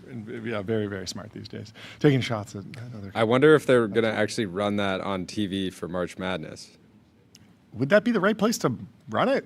I feel like March Madness viewers kind of want a bookie. Like they want to bet. Well, March Madness is just like kind of everyone. I guess. Yeah, makes sense. So. Anyway, we have our start to the Lambda lightning round. Let's take a look at the beautiful cloud. And let's tell you about Lambda. Lambda is the super intelligence cloud, building AI supercomputers for training and inference that scale from 1 GPU to hundreds of thousands. And we'll bring in our next guest, John Kim from Paraform. How are you doing, John? What's going on? Thank you so much for taking the time to come chat with us. Please introduce yourself and the company. Hey guys, one of the founders and CEO of Paraform. We are a agentic hiring platform that makes hiring exceptional talent as easy as pressing a button. I love it. So our first product. We got your button in the mail. We did. We got your button. We got a package from you guys. It was very well recorded. It was a great execution. The only issue is the chocolate completely exploded everywhere over the box. So it made it way more memorable, honestly. Maybe yeah. I will never forget. Maybe there's alpha. There's deep alpha there. Anyway, but no, it was awesome. And tell me, thank you for the comment. So who is the customer? Who's paying for this? Is it large corporations, small companies, startups, or do you have the applicant pay sometimes? How does the business model work? Yeah. So it's the companies paying. Okay. We started out helping startups, build their founding teams. Now we have sort of SMB, mid-market, enterprise. So, everyone from like a fast-growing startup all the way to like public companies like Palantir are our customers. Yeah. Wow. And you raised some money. How did it come together? Yeah. We raised a $40 million round led by Scale Venture Partners. I need to wait for the line. Congratulations. And help me understand how you're going to deploy capital to accelerate at this particular moment in time. Because I imagine that actually building the platform has gotten easier, but engineers are still expensive. You still have to do top of funnel work. There's SDRs to hire. How are you thinking the shape of the business evolves over the next 12 to 18 months? Yeah, no, definitely. I mean, might be just like a classic answer, but we obviously want to continue to do best in class growth. We grew a ton, 10x our revenue last year, and we want to continue to grow, at a fast pace. So in order to do that, we need to grow our team and all of that stuff. Yeah. But also accelerate our product roadmap, right? I think in particular, I'm personally spending a lot of time this year, really just narrowing down, focusing on our product roadmap. So yeah. One more thing I will mention is we sort of started in tech and helping tech companies hire, EPD talent, sales, design, you name it. Actually, we launched a new vertical, so we're helping law firms hire as well. Cool. Our goal is to be a universal hiring platform, not just for tech companies. So obviously deploying capital going across industries as well. Yeah. Talk to me about the legal hiring market. Are you sourcing those people in a different place? What's different about that requires investment and changing and generalizing the platform? Yeah, walk me through that. Yeah, I mean, since we're a recruiter marketplace, in order to scale to another industry, we basically need a sort of a new set of supply, like legal recruiters. Actually, a lot of lateral attorney and partner hiring at law firms are driven by recruiting agencies. Sure. So the boutique, sort of heavy hitters who do all the recruiting. So yeah, I guess to expand, we need a new set of supply. So we're doing that. Yeah. How are you thinking about just areas of growth in the U.S. economy broadly? If you stack rank, there's a lot of energy around reindustrialization right now. We were hearing that electricians might be the LeBron James of the next era. But that feels like I don't know that electricians are on the internet the same way that software engineers are, where they might have public GitHub profiles, blogs, LinkedIn profiles. How are you thinking about solving those next verticals? Yeah, no, I think definitely defense and government seems to be a huge area of growth. Like you said, manufacturing, anything that's sort of like atoms, not bits, I think is sort of also going to grow a ton. I actually think travel, entertainment, those industries, media, is going to do well as well. So yeah, we're looking at what sort of verticals to go after, to your point, based on what we think are exciting. I also read the Anthropic report where they published sort of what jobs are going to be sort of replaced by AI, all that stuff. And that spider chart, and then Andre Karpathy posted something similar. Yeah, I mean, I think actually my point of view is that the economy is not a zero-sum game. Sure. It's actually an abundance game. So I actually, I'm not too worried about AI replacing people. I mean, sure, there's some adjustment on how we need to upskill ourselves and differentiate. But I think every technological revolution, humans figured out a way, right? Well, that's the interesting thing about that chart is that what's missing from that chart of jobs that will go away is the new jobs that will be created. Exactly. Live streamer business technology news was not a thing when I was a kid. There's zero chance that I ever could have put that down as my future career will be live streamer. That wasn't a thing. What in conversations with investors for this round, what were what kind of exits were kind of referenced in the recruiting space? I know there's public recruiting firms, like these companies scale to like massive Brett revenue. Adcock had a company. They're not. No, I'm talking about like non-tech companies that are just like we do staffing and recruiting. Oh, yeah. In different kind of Got verticals, it. but there's massive companies in the space. Were you comping to those and saying like, hey, we can be $1 billion business just based on serving a similar kind of sector? Yeah. I think I'm not too sure if that was like the focal point of all the conversations, but I think it's a great question nonetheless. Like I think and I just say that because there hasn't been like every company has to hire a bunch of people, but there's not like the Facebook of the it, face recruiting. There's nothing that like there's not like a perfect comp where Figma's like, well, look, you have Adobe, so we're just gonna like eat some percentage of Adobe. Yeah, I think the way I look at it is if you look at the total amount of like dollars spent on recruiting, broadly speaking, like where does it go to?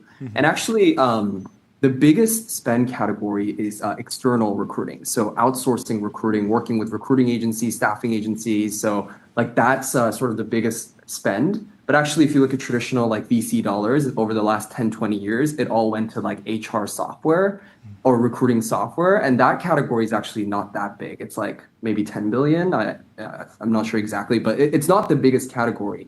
Yet 90% VC dollars went in there. So I think there's a little bit of a, I think mismatch there. But obviously the market we're going after is, labor market itself, right? I think I've heard somewhere also like we're shifting from paying for like software to paying for work. And instead of sort of paying for tools, we're paying for outcomes. And I think Paraform is like very much aligned with that trend. So yeah, we're going after the biggest market in recruiting. Yeah. Amazing. Well, thank you so much for taking the time to come chat with us. Congratulations on the new round. Yeah, great to get and the good update. luck. Thank you. Talk to you soon. Great to see you, John. Have a good one. All right. Cheers. And we will continue our Lambda Lightning round with Eugene from Edra. He's the co-founder and CEO. And he has some exciting news for us today. Eugene, how are you doing? Good. How are you guys? Thank you for having me. Exiting stealth. I love when companies exit stealth because welcome they come to on the show. public eye. Welcome to the public eye. Please introduce yourself and the company. My name is Eugene Lopez. I'm the CEO and co-founder of Edra.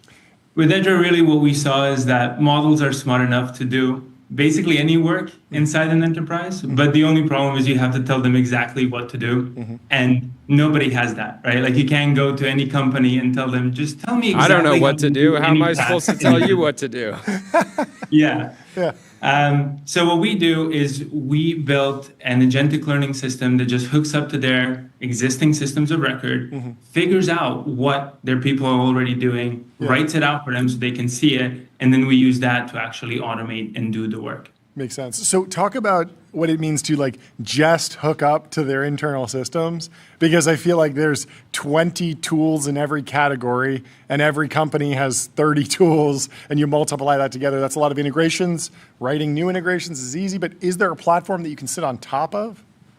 For sure. So we have a couple of core systems that are really good for us. So we do ServiceNow, Jira, Outlook, of course. Can't forget Outlook. Sure. Salesforce, Zendesk are some of the main ones. Sure. That are kind of the first ones that we are working on top of. Yeah, and then I'm sure if there's a client that's big enough, that could maybe prioritize an integration or something. But how big are the companies that you're working with at this point? Yeah, so I mean, our specialty is like the larger the company, the better it is, the messier the process, the more of a challenge they have. So if you look at some of our customers that we went public with yesterday, includes ASOS, Cushman Wakefield, HubSpot, right? So pretty big.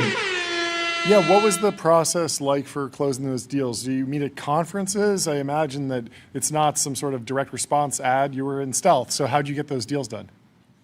Yeah, well, we've been around the block for about 10 years doing a lot of these things. So we had enough of a network. And I think it's just a very compelling pitch, right? Like I'm not telling you, let me come in and it's going to take 3 to 6 months and we're going to figure out what we're doing. I'm literally saying, hey, just give me one static cut of your data. And in a week, I will show you new things about your own company's operations you didn't know about, right? And if I can come back with that 1 week with something new, don't hire me. But so far, it's been going pretty well.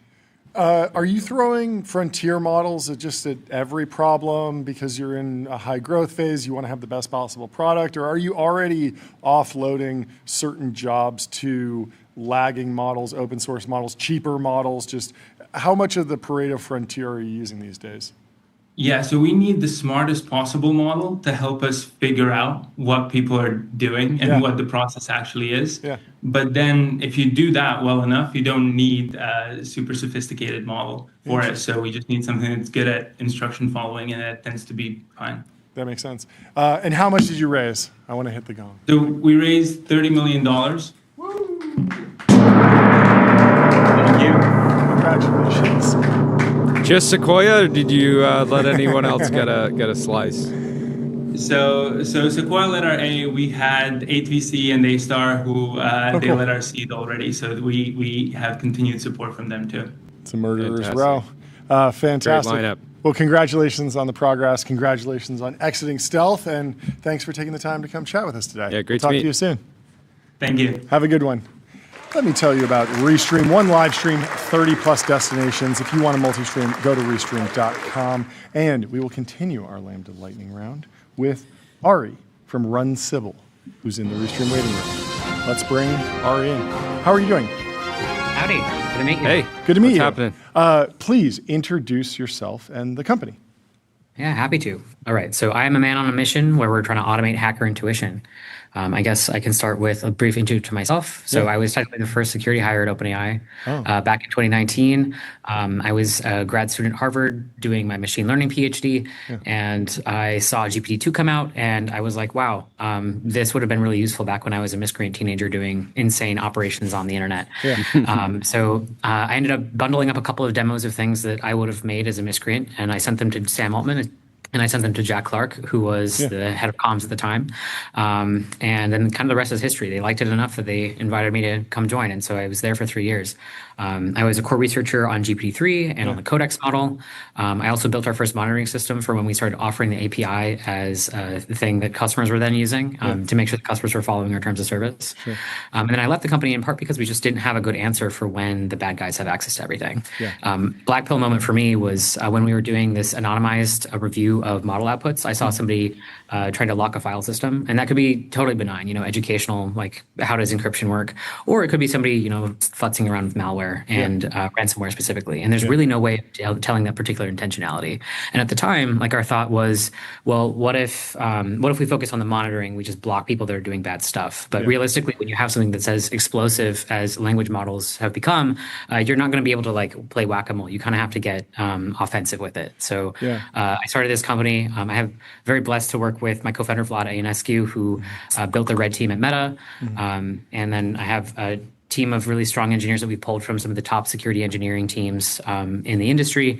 And we're focused on building something that will make the internet just broadly more safe. And it's just really rewarding to see it pay off. Are you seeing more danger and risk from like large scale state actors, or like the script kiddies who are just trying to like wreak havoc, or is it both? Because I feel like some of the problems with like the new AI security threats, like there's new capabilities, but there's also like a lot more cost than just like running some PHP script that like guesses WordPress passwords like back in the old days. Yeah, I'd say it's actually kind of a combination of the two. I'd say like you have two types of threats, and oftentimes it also depends on the type of organization that you are too. So for our customers that are smaller startups, like they're not really seeing any of this kind of stuff. But for our larger enterprises, we've been asked by a lot of them if they basically want to replace us with their bug bounty. Or they want to replace their bug bounty with us. They want you to win all of the bug bounties. That's great. Just don't make mistakes. That's your immediate TAM, and I'm sure much further. But talk to me about model distillation. There's been a lot of news about it's not as serious of a threat. It feels more like a business threat. But I've always been shocked by the stories about different open source companies where it feels like they trained on an American lab, and that seems like something that the lab should be able to detect. Is that hard? Is that something you can help with? Yeah, so that's not what we do, but it is something that I've dealt with previously. And it is something that everybody does and everybody kind of knows about as sort of a bit of a dirty secret. But I'll also say that when you do distillation, the model that you get out of it is going to be like net less good than the model that you're distilling off of. Like that's just information theory 101. So it's something that is somewhat of a business threat, but it's not as big of a business threat as, say, like stealing the actual model itself. Yeah, just actually breaking into the system. Can you give us your pitch to like a startup or a scale up on the customer side, and then all the way up to a lab, like how you sell the product right now? Because I understand like the opportunity at a high level. You know, basically all these companies are distributing intelligence. It's hard to understand how it's going to be used. A lot of people are going to use it for things that they shouldn't. You want to stop that, but like, what is the specific pitch in this moment in time? Yeah, I'd say, like, for one thing, focusing on, like, security means a bunch of different things to different people. And right now what we're saying is that smaller teams need different things from larger teams. And the benefit of the way that we've built our product is that if you have more attack surface, it's just much more interesting for the type of things that we can find for you. So we've been moving up into enterprises, and we have a lot of strong response from enterprise teams that are large. They have a lot of the old code bases that go back 40 years. There's a lot of cursed things in their environments. Trying to get, like, additional coding tools in is kind of tricky. And I actually have kind of an interesting hot take for you if you'll take it. Please. Love it. Okay. So obviously there's a lot of movement in security in terms of like the markets, especially when Anthropic dropped some of their news about some of their vulnerability discovery stuff. So I think a lot of people are concerned about whether or not like are the language model labs just going to solve security? And what I think is interesting is if code gets so much better in terms of security, the main question is like, does that mean that hacking gets harder? And my answer is no, because I think that speed is what's going to kill us. So the space of these large possible attack vectors requires a lot more data than simply the code. So if you look at the code, I like to kind of think about it as you're looking at the code of, or looking at the bones of a dinosaur.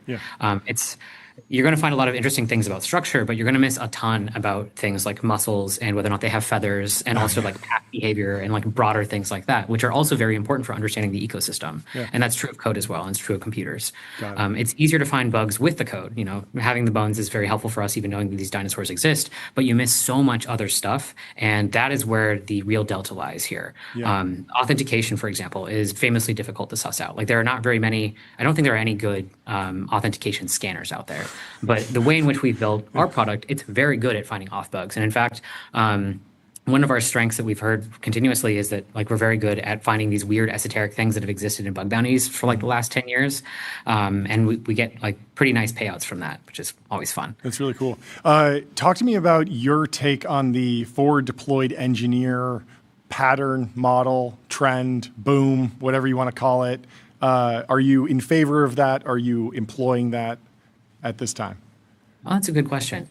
I think that forward deploy is important if you're working with enterprise, because a lot of them, there's a lot of a human factor. Like at least in startups, what we've learned is that people just want to solve the problem. Like the CTO comes to us and is like, hey, I have this deal blocked by SOC 2. I really need to get a pen test. And we're like, on it, got you, fam. And we get them, they're on their merry way. But with these enterprise companies, it's a lot more of a political process. Security in general is kind of, it's partly the people, and it's also, of course, the software too. And what you can do with a forward deploy engineer is you can provide more of that layer of trust. You can communicate a lot more with the proper stakeholders so they don't feel like their jobs are going to be taken away. There's a lot more of the human factor that you're able to introduce when you have that. And I think that's why it's so popular. We do something somewhat similar there, and we find it to be particularly helpful with bringing people on board and being able to serve them faster. I'm looking at some of the customers here: Cursor, Turbo Puffer, Notion, Base 10, Thinking Machines. Congratulations. The business sounds great and makes a ton of sense, and obviously you're raising money. But I'm curious if there's a almost like direct-to-consumer play at some point, because everyone is going to be vibe coding. Like we are a 10-person team. We have like 3 systems, and we're sort of security second, maybe. Maybe we're working on that. I have a black pill for you then. So tell me. Yeah, I don't think so. You don't think so? I don't. So because people don't like paying for security. Okay.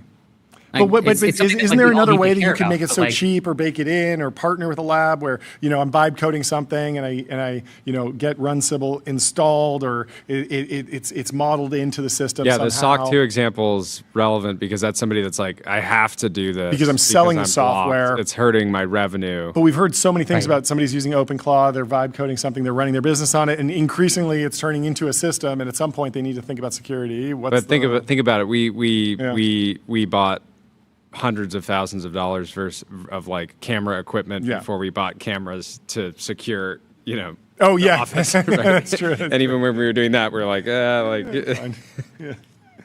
I think there's some truth to that, but let's also think about like the economics of who buys these tools too. So if you're paying like $20, $200 for like a month-long subscription, how much are you going to pay for like additional security on top of that? That's something that you're going to have to sell direct to that company. And there's not a lot of companies that really offer code security related stuff. Sure. So I think for companies that are making the bet in that space, they're focused a bit more on like the ecosystem, which is we're focusing a bit more on like the overall ecosystem within an enterprise that has a ton of ancient code that is going to require a lot more in order to fix. And they also have just these enormous attack surfaces that need some help. Yeah, that makes a ton of sense. How much did you actually raise? Tell me about the funding round. We want to ring the gong. Oh, yeah. So we raised $40 million, which we love. Who came in? Congratulations. So Coastal led the round. We had participation from S32, Conviction, Log Gill. We also had a bunch of angels as well. So Nikesh Arora, who I know is on the show. Yeah. Friday. That makes a ton of sense. Jeff Dean, Wow. Ian Goodfellow. Wow. Ian Goodfellow, too? It was pretty good. That's incredible. Congratulations. That's the lineup. Thank you so much for taking the time to come break it down for us. I can visualize the Coachella And thank you poster for securing of the all the American names. software ecosystem. We appreciate that as well. Get every bug bounty that is out there. You deserve it. We'll talk to you Great to soon. meet you. Very, Have a very good bullish. one. Cheers. Thank you. Goodbye. And we have our last guest of the show. We will leave the Lambda Lightning Round and bring Alex Conrad into the TBPN Ultra Dome from Upstarts Media. How are you doing, Alex? Good to see you again. Back. Hey, I'm back. It's great to be virtually in the Ultra Dome. Yes, I love that poster behind you. That's a TV. Oh, is that a TV? We're high tech it here, is a John. TV. Okay, that makes sense. Anyway, what's new since we last talked? Tell me about the shape of Upstarts, how it's going, what type of beat I don't know, how have you defined your beat? I think everyone knows your beat from before with the Midas list, of course, but what's changed, what's remained the same? You know, it's been almost exactly a year since we launched, and you guys had me on the show, which is awesome. And as you know, year one startup, everything is crazy, but a lot of fun. You know, we've launched a podcast. We have started doing some feature stories. We had one on William Hockey from Column that was a lot of fun a couple of weeks ago. That's right. And having a lot of fun experimenting. You know, we haven't been to the Ultra Dome in person, but that's a year two stretch goal. Yeah. Yes. What about lists? I remember we talked about this, and I was like, I know you can't do the Midas list, that's left behind, but I feel like there's a big gap in the tech media landscape around lists. Market maps do well. People are split on them. We had a lot of fun with a Metis list of AI researchers. Are listicles just cringe, or are they just actually not that interesting to you, or are they bad business? Because I feel like there's something there, and you're the guy.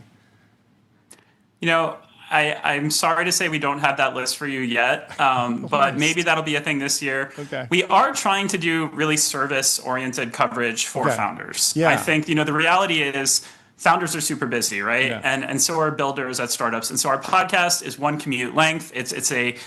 if you're not listening to TBPN yet, you're driving to the office, you can tune in for Upstarts each week, 35 minutes. And then similarly, we tried with our article this week a illustration where this woman, Natalie Fratto, actually drew how data centers connect to this new GPU startup so that people could visualize it. And the hope is that it just helps people understand the info super fast. That's very cool. That's very cool. Or I read about this company, Giga, today, that I don't even know if I should call it a startup. They haven't raised any money, but they're in the AI boom. It's just a business. Are you seeing like these knock-on effects of the AI boom show up? And are you getting pitches from those folks, or do they see themselves as like outsiders and they're happy to remain outsiders, or do they want to cross over into the tech ecosystem? Like, how do you think about the broader ecosystem and knock-on effects of the AI boom? Well, startup can mean anything these days, right? Yeah. Like I remember when we all started our career, a startup was venture backed. It was maybe less than 7 years old. Yep. It wasn't hiring people for $1 billion. It wasn't worth $1 trillion pre-IPO. Yeah. That's right. And now startup, I think, is more of an aspirational goal. Some days Upstarts feels like a startup. Some days it feels like a small business. Yeah. And I think similarly with these companies, in my mind, if they're trying to be really high growth, if they're trying to move fast, and if they're serving a tech savvy audience, that's good enough to be a startup. Yeah, I love it. What do you think about the scoop economy, the big labs? There's so much drama, so many personalities. There are some journalists who've gone out and carved out, like, they're just the scoop masters. Is that something? Scoop athletes. Scoop athletes.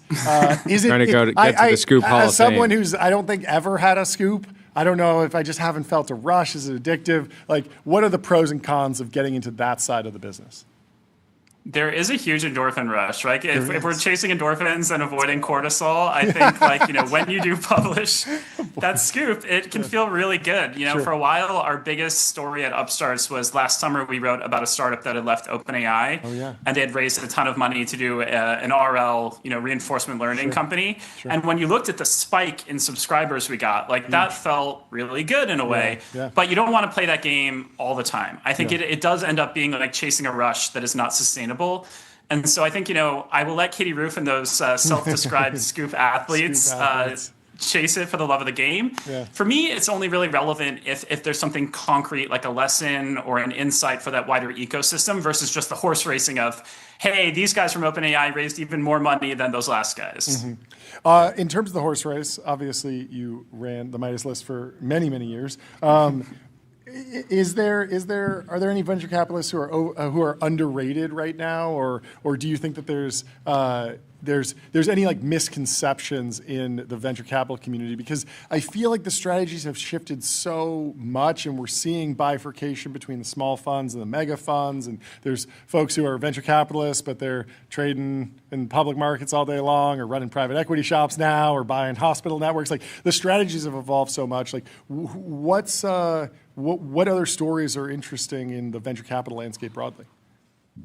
Well, first, I think this year we're going to have to start a Upstarts spotted on the street VC thing, because I spotted Keith Raboy at a restaurant earlier this week in New York, and I gave him the eye, and I said, come over, and we shook hands, and the poor founders who are with Keith were like, who is this dude? So I do think we should do a segment of just where I spot VCs around New York City and San Francisco and awkwardly wave to them. TMZ. Paparazzi. That's full right. TMZ mode. That's the coverage we need, right? We need the gossip coverage of VC again. For sure. But on a serious note, I love the domain experts, like the really nerdy guys who are not posting a lot on X, who are just really well regarded. When I ask around, like, hey, who's really smart on GPUs? And so my advice to VCs usually is like, have a thing you're known for. If all you're known for is posting on Twitter/X, that's probably not a defensible strategy in the long run. People. What advice do you give to VCs that might be due for their first Midas list appearance now that you have a bit of space and you're not involved in the process? I mean, at the end of the day, venture is a results business. I mean, you guys have had guests on recently who talked about what is real and what is not, and I think the numbers generally do speak for themselves. You get a big exit that is kind of the mic drop that I think Midas is a lagging indicator to notice. I think for VCs who feel like they have that portfolio that's not recognized yet, the first thing I would say is be top of mind for your founders. Often journalists like me or at the big shops, like, we'll talk to a founder and we'll be like, who are the couple of VCs who backed you, who we should call to get to know your business better? If you're not one of those first 2 or 3 VCs that the founder mentions as a reference, that's not great. So I'd start there with, like, are you top of mind for your biggest winners? So it's a mix of results plus the mic drop moment in the last 12 months plus kind of founder brand. Is that a good way to think about it? Well, the Midas list is data only, so the founder brand doesn't matter as much. But I think if you're feeling like, hey, I want those flowers. It's data. It's data only, but it's not just like blended IRR across every investment. And there's still like crazy internal politics at every VC firm of like, oh yeah, that associate who was here for 2 years and it was the one who actually got that deal, but then left. Like, that's my deal now. Hey, I mean, you guys know venture is a tough game like that. My wife just left VC to go into operating back at a startup, Clay, and she will have her deals that she sourced and she was involved in, and will she be in the history in years? We don't know. And I think similarly, if you source the deals and you moved on to another firm or you went back into operating, like, history will, I think, give you the credit in the long run. But yeah, for Midas, that can be tough because like 5 people at Sequoia claim each, big deal. Yeah. I heard that there's one firm, I don't know if it's Benchmark, but they have like a ledger that when the deal closes, they all agree on the allocation. Okay, you brought it in and you're going to be on the board, you get 80%, but I worked the deal with you, so I get 20%. And we all sign, and then we know who got the system of record. A system of record, ERP, basically. But I don't know if that's employed at every VC firm. Has there ever been, in your memory, a situation where sort of like a VC stake was discovered in sort of an IPO prospectus or like an S1? Because I imagine usually the VCs are taking plenty of victory laps throughout the process once things get close. But I'm wondering if there's ever been like the quiet VC, not on Twitter, not posting, and then all of a sudden the IPO comes out and they're like, wait, they own 20% of this company? This is crazy. Yeah, I mean, a firm that was historically under the radar was Sutter Hill. Oh, yeah. So Michael Spicer, when Snowflake went public, he got tons of credit, deservedly so. Yeah. But they had been totally under the radar. And so those more incubation type ones, those are really interesting. Yeah. And I think otherwise the thing to know with the S1 is it's usually like a big dog at the firm whose name is attached, but that doesn't mean they necessarily were the person who did the deal. Yeah. What happened early in my career is people would be like, did you know I sourced that deal? And then I left that firm and I hadn't been in the game long enough to like know any of this trivia. And so that was terrifying for me. Yeah. Over time, I started to know all the trivia, like Airbnb was sourced by this person and then this person was on the board and then this person was on the board. And I don't wish that data on anybody's head. That's hilarious. Do you view venture capital and the startup ecosystem as like a buyer's market or a seller's market? Like, is it a good time to be in a startup versus it's a good time to be a VC? And where are we in the cycle? What an easy question, right? You're saving all the easy ones for last.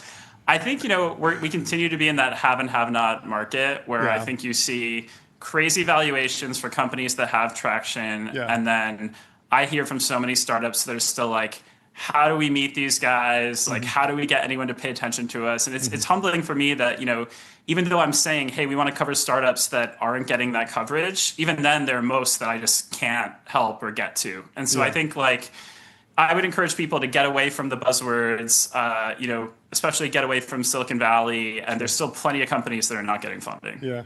Will you ever write a book? About what? About you guys? No, about your experience. I mean, this is a common path, I feel like. Sometimes you it's find like a you get company a or team that and the scoop grows into a book. Sometimes there's a composite profile of an industry or career. I don't know. It sounds like no. It sounds like you have no appetite for a book at all. But is that well? I think I just don't have the bandwidth. I mean, you guys, I think I'm in the arena every day now. Putting points on the board. And I think, books seem like a beautiful stretch goal if Upstarts really scales. But, I wanted to write books in the past maybe, but I think you need to really have the idea. Yeah. You can't just reverse engineer it. It's like saying I want to be a founder and not knowing what company you have to have a book create, in you right? at the time, and then it just has to sort and you have to love the topic, right? Like, how boring would it be to write the world's 10th book about NVIDIA? Like, do we need that? I don't think so. I don't know. Jordy's like, you're going to do it. I would read an entire book just about the leather GB200 potentially, or the leather jacket, the leather jacket or selection. just an entire book just around the history of DLSS, just deep learning super sampling. Well, you know what I think you guys are speaking to that I do think about a lot? Yeah. Like, information is so crazy right now. You guys have these amazing guests on every day. Yeah. You're grinding. And, so many people are out there putting out good information. Is there room for that person who just kind of disappears for a long time on a crazy project and comes really back hard. with like a big fish? Yeah. No, we talked about this a while back with, there's this YouTube channel that I love called the Corridor Crew. And they talk about visual effects, specifically very niche. How would that ever be on TV? It just would never be on TV, but it's turned into a TV show, multiple episodes every week, fantastically successful. They build a whole business. They have a studio and team. And their dream was always, okay, we're good at visual effects. We want to do a movie or be the VFX crew on a movie. We're capable.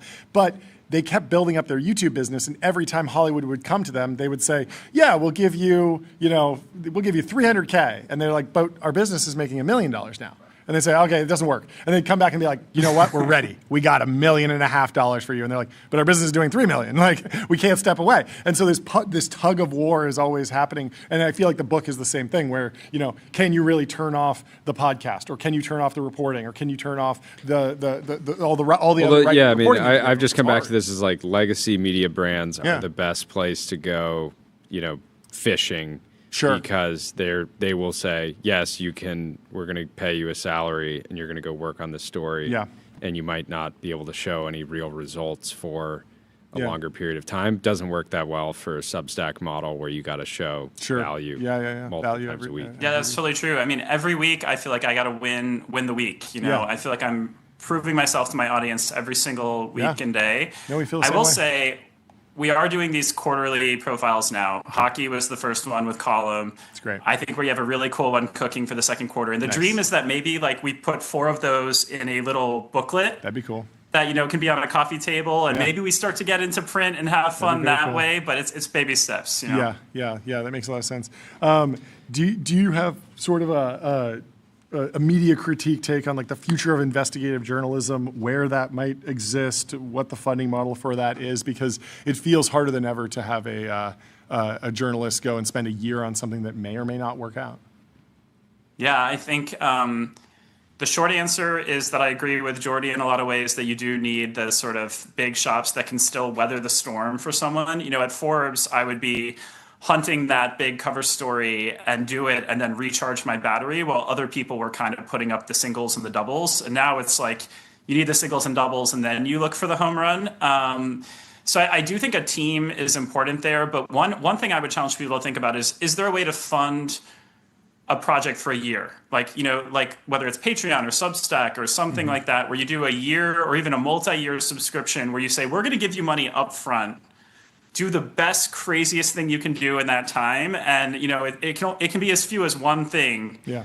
But then we'll be happy. Because I think the challenge, as you said, with Substack is Substack sends you the numbers. You can see them going up and down. You never want to see them going down. And so could we create that headspace via some sort of crowd-funded model?